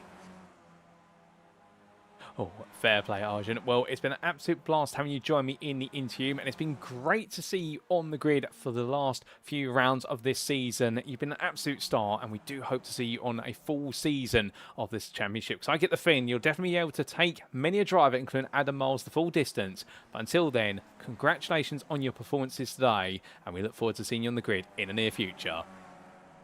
Thank you, man. So hearing there, ladies and gentlemen, from Arjun de Vries, we do apologise there for the slight cutting out of his microphone every so often, particularly at the start of some of his responses. But it does happen every so often, a slight technical issue. But we did get the main theme of what he wanted to say there. And, well, I do love that, the fact that whilst he's only 5 weeks into this car since picking it back up, already saying to Adam Miles, give me a few more weeks and I'll be on the pace with you. And we have seen that, to be fair, from Arjun de Vries here today. Third in qualifying, but already having the confidence he could have been quicker and could have gone second, albeit he wasn't quite able in the end to put the lap together. And in the races, finding the sprint race was a little bit scrappy compared to what he was perhaps hoping for, and that just simply propelled him down the order a bit further. But in the feature race as well, working it well with those around him, Geoff Randall and George Mattock, but in the end talking out the fact that 2 laps in the end, having to start to think more about, okay, the fight for third, rather than that battle to chase down the leaders, and always thinking tactically. But he's absolutely in love with the Skippy, and saying if he could, he'd have even more racing, and no doubt about it, we'd agree with him, ladies and gentlemen, as we do see him reach the finish line there. Well, I suspect right now, the next time we see him finish on the finish line, he's going to be finishing even higher than before, and we look forward to that. But with that, we've got more interviews to come, one more in particular, and we've already said who it's going to be with, ladies and gentlemen. We're off to speak to Geoff Randall. Bear with us, we'll be with him very shortly.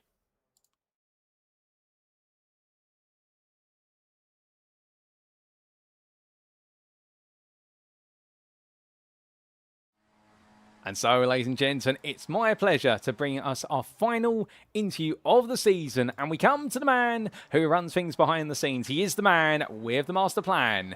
It is none other than Geoff Randall, who does join me in the interview room. Geoff, good evening to you. And of course, we have to end the season by speaking to the man who really has been the mastermind behind the championship this season, and for a long time as well. A great set of performances today, but how was it out there for you? It was great fun, Paul. Really, really good fun. Yeah, I was disappointed with the quali, but the racing itself, yeah, really good. Everyone behaved themselves, and where I was sat, it looked great. Oh, 100%. And with regards to the qualifying session, of course, knowing that, well, in fact, taking it a step back, coming into today, given the fact that you were contesting what would be 6th place, an outside chance of the top 5, had you already settled for 6th, or did you think to yourself, you know what, let's give it one last go, perhaps we can steal 5th away in the championship? Yeah, I wasn't giving anything up. I thought I'm going to give this my best and see if I can sneak a 5th. I mean, to be honest, qualifying here isn't that important, because as long as you're in the front, sort of 7, 8, 9, and the guys in front are sensible, then you've always got a good chance because of the slipstream. But yeah, I was hoping for a better quality. In practice, I was actually the second. I was a second off my best. For quali, so I let myself down a little bit in quali. If I'd done my best, I would have been in P2 behind Adam. But you know, you can't get it right all the time. It was a 1 lap shootout, so it was a bit more pressure, not to make one mistake.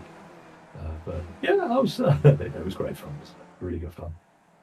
Oh, 100%. So from qualifying and knowing it's not perhaps as important as it would be at other circuits, we did see a sprint race where I think everyone's been commenting on the fact it was a little bit elbows out in the sprint over the 20 minutes. And to be fair to you, at one point, as I think it was Arjun de Vries said, literally catapulting your way past other drivers. I mean, you look to be the one who always found the way to get a double draft, if not a triple toe.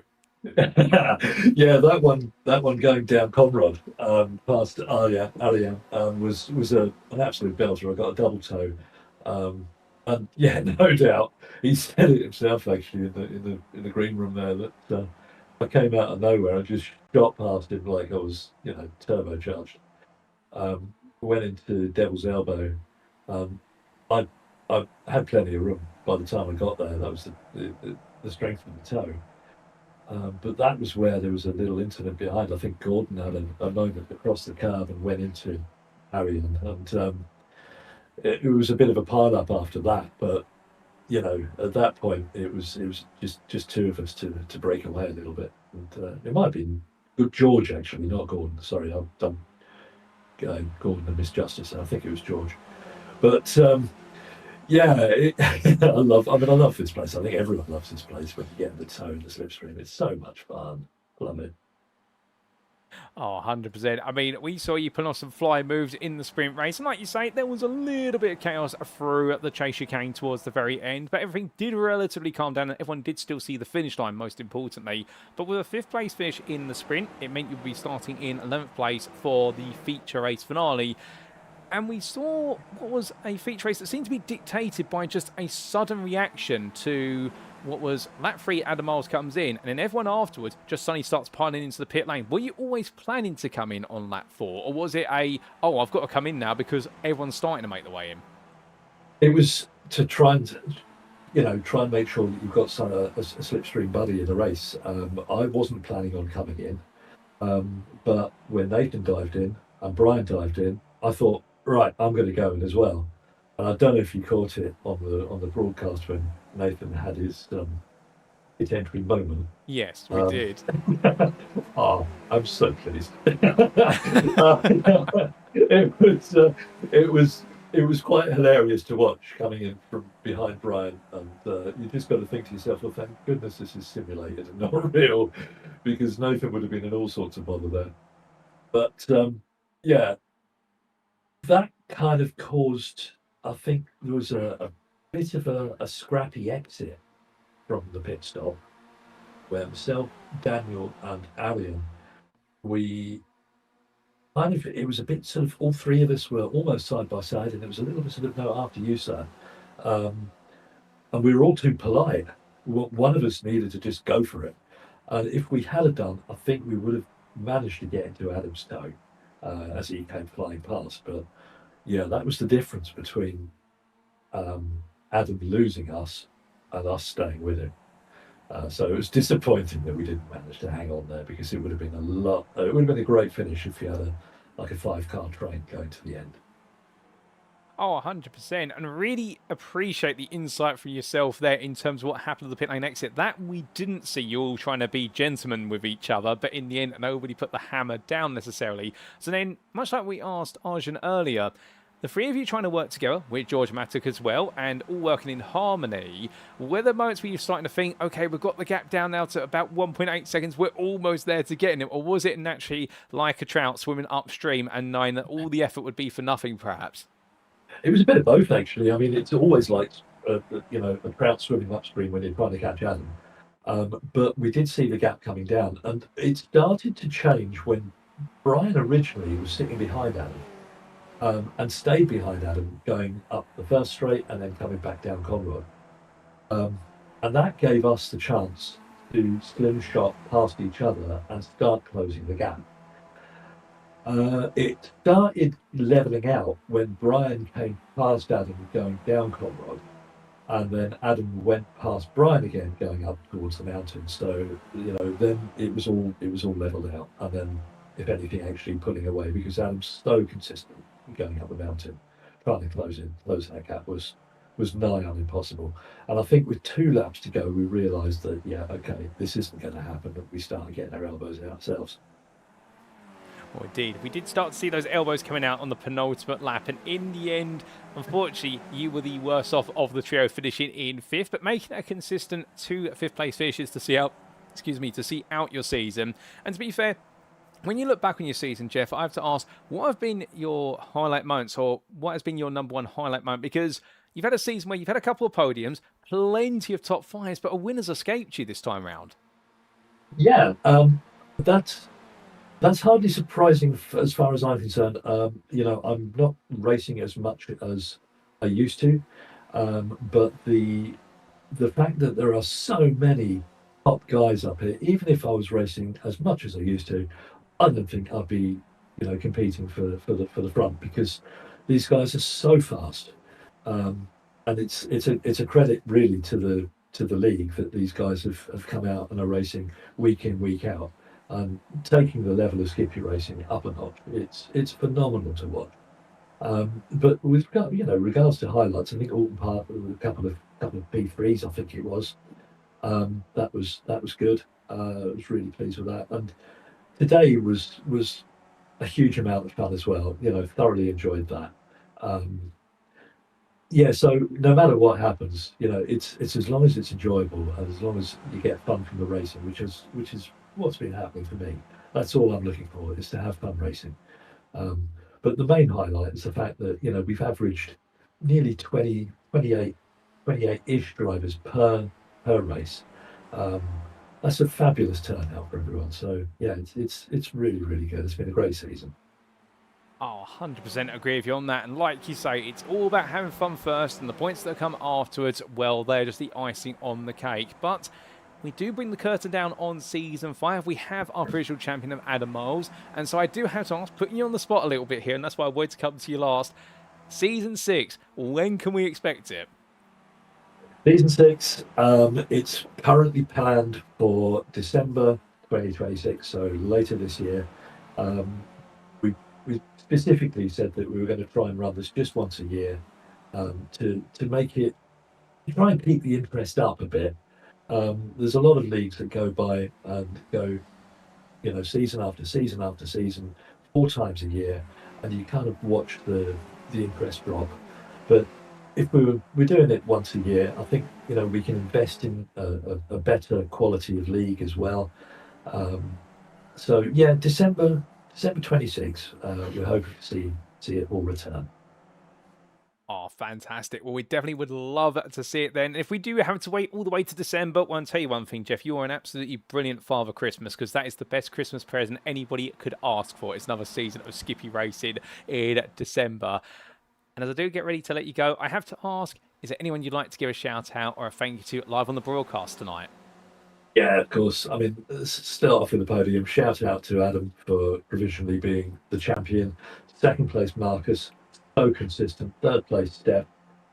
Well done, guys. I think it's an amazing effort to have been so consistent throughout the whole season.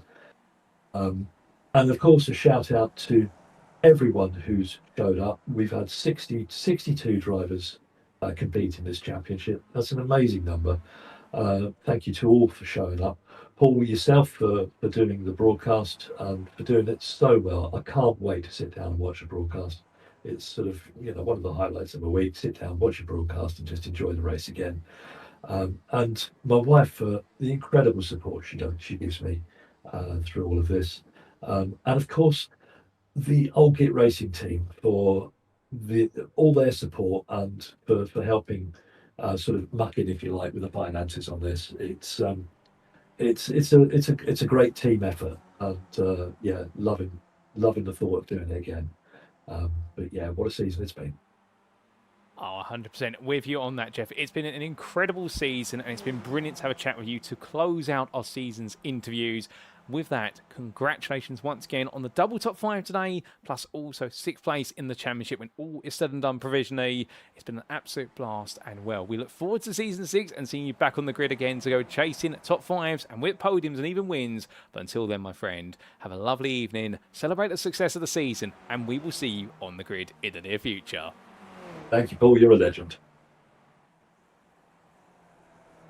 Well, ladies and gentlemen, Geoff Randall, that was our series organiser there, and the Old Git Racing team driver who definitely has proven to be an absolute force, both in the car but also outside the car, making things run like clockwork, albeit with the team behind him as well. He's not just a one-man show, and indeed a big thank you from him to everybody behind the scenes, the drivers, the administrators, the Old Git Racing team. Everyone is a critical part, and what a season it's been. But on a personal reflection, talking about today the fact, very happy with the double top 5 and even with his qualifying performance, but respect to the fact the sprint race did get a little bit argy-bargy, and particularly that instant at the chase chicane towards the end really split the field up, but he was able to steer clear of a good portion of it. And there's some question marks being raised about who did what exactly, but that's what the stewards will take a look at. And meanwhile as well, talking about then after the 5th in the sprint, about the 5th in the feature there. And well, 2 laps in the end, realising the reality, which was that the efforts he was putting in with Arjun de Vries and also none other than George Mattup were not going to amount to them chasing down Miles and Bryan Kelly, even though there was some hope gradually coming. The hope was shattered in the end, and so they enjoyed a good old scrap. But sadly for him, he was the one to finish at the back of that trio, taking the 5th. But very happy his performances this season and how high the level of competition has been to take a 6th in the championship. Definitely well earned, and we look forward to season 6. And he has said it, ladies and gents, but of course we won't hold him 100% to it because things can fluctuate when we are the best part of 9 months out. But by the sounds of things, December 2026. That's when season 6 will be. It will be back to Skippies, and well, it's going to be an even more exciting season when it does come around, just in time for the Christmas holidays. But with that, that concludes our interviews for today, and let's give you a recap of who we've spoken to. So as we can see, we kicked off our final interviews of the season first and foremost with our provisional Season 5 champion, now a 3-time champion, Season 2 winner, Season 3 winner, and now Season 5 winner, Adam Miles, with a pole position in qualifying, second in the sprint, and then the final win of the season, the perfect cherry on top of the cake. And then we came to Bryan Kelly. He's had an absolutely fun day today, albeit perhaps muscled down the order in the sprint race, but returning to the podium in the final race of the season and enjoying his scrap with Adam Miles and working with him to the end. Then we came to Oran Park, the Dutchman, the privateer there, who after taking third in qualifying, knowing he had the pace potentially to be second, but didn't quite work out, but still in the end of the sprint race, picking up some solid points, and in the feature race, made his way into the midst of that trio for the third place fight. And then we just heard from Geoff Randall for the old Git Racing team, a double top 5 today. His highlight of the season, of course, was a double podium at Oran Park, but he's enjoyed the racing here, and a double top 5 definitely has been a smooth way to see his season to a conclusion. A big thank you to our 4 drivers today for their interviews, and a huge thank you to every driver who has joined me for an interview this season. And I do have to give a shout out to George Matt, Gordon van den Bergen and Nathan Wade, who did volunteer, but unfortunately we didn't have time to catch up with them this evening. In the fact we do normally allot ourselves 4 interviews, but we would have loved to have spoken to them again, but I'm sure we'll catch up with them in the future seasons, ladies and gentlemen. Indeed, to all the drivers who have been in the interview room, they've been stars as they have been on the grid, and they have really made this season what it has been, a cracking one for the Skip Barber Community Trophy Season 5. But with that, just as we get ready to wrap up, of course, we have the all-important item, which is we need to show you what the standings look like then after 24 rounds of racing. Because after 12 weeks, here we go. We begin with the provisional top 15, and it is Adam Miles confirmed as your provisional champion there by a margin in the end of 80 points, with another 25 added onto his list, 610 there, and what a season it has been for him. He hasn't taken all the wins, but he has taken half the pole positions this season, and he's also taken their 6 wins to his tally and 16 podiums. He is the most decorated and consistent driver of the season. But to be fair, Marcus Byfeldt a well-earned second place, even if things didn't go quite right today. But for Byfeldt, 7 points clear of Steff Herrmann, who also had his own tale of woe here in the Australian circuit, and both of them would have hoped for a much better season finale, but in the end they have finished second and third respectively, and Marcus Byfeldt will take the accolade of the most wins of the season. And Steff Herrmann, let's not take it away from him, in the first half of the season he was an absolutely dominant force with his consistency, but in the second half of the season it has just gradually trickled away a little bit, and particularly the need for wins became more and more important, but he couldn't quite achieve them, taking only 1 win over the season. Bryan Kelly able to make his way ahead of Daniel Otuga right at the end and commented on that. He was surprised to have done it, but he does take 4th place there by 7 points ahead of the Swede, and Daniel Otuga, unfortunately his day ended in misery with that contact into Griffiths Bend, and therefore now 9 that for him it's the back end of the top 5 for this season, but he can't take away the fact he did pick up multiple double wins over the course of the campaign.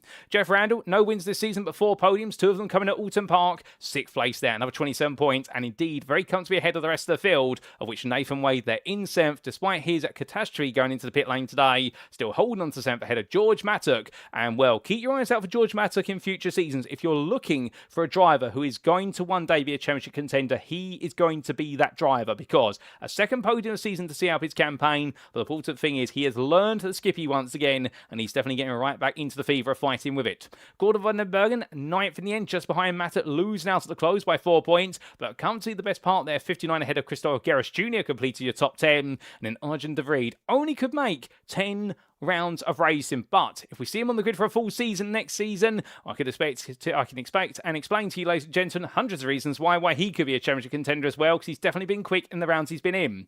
Renko Pleiser taking 12th ahead of Adam Tompkins. Now we did see Peter Suapanki and Titus de Jong completing your top 15. Outside the top 15 to complete your top 30, And Chris Wayne there make his way into 16th right at the very end with some extra points. Another was 20 going to, and just ahead of Tim Hendrickson. And Frankie D as well. A huge shout out to the American driver. Finally taking some top 10s this season. Not quite able to take a podium, but I suspect if he's back for season 6, we can expect him up there. He is getting quicker and quicker each and every week, with Dennis Johansson and Jesus Cabal completing a top 20. Commiserations to our defending champion of Dennis Johansson. Not quite able to make every race weekend this season. And well, unfortunately, finishing 19th there, but still expect him back for season 6, and outside that top 20 behind Jesus Cabal, Josephine Becker, Neil Gardner, Kevin Budgeon, Mark Beckhouse, Miguel Cristina Martin, Simon Wareham, Tom Payne, Martin Van Eckelen, Klaus Biederman and Marcus Dorner. And we'll speak of the close finishes. Look at that for 26 between Simon Wareham and Tom Payne, owning then the grand total of 7 points between the two rivals who have definitely been battling hard all the way through the season.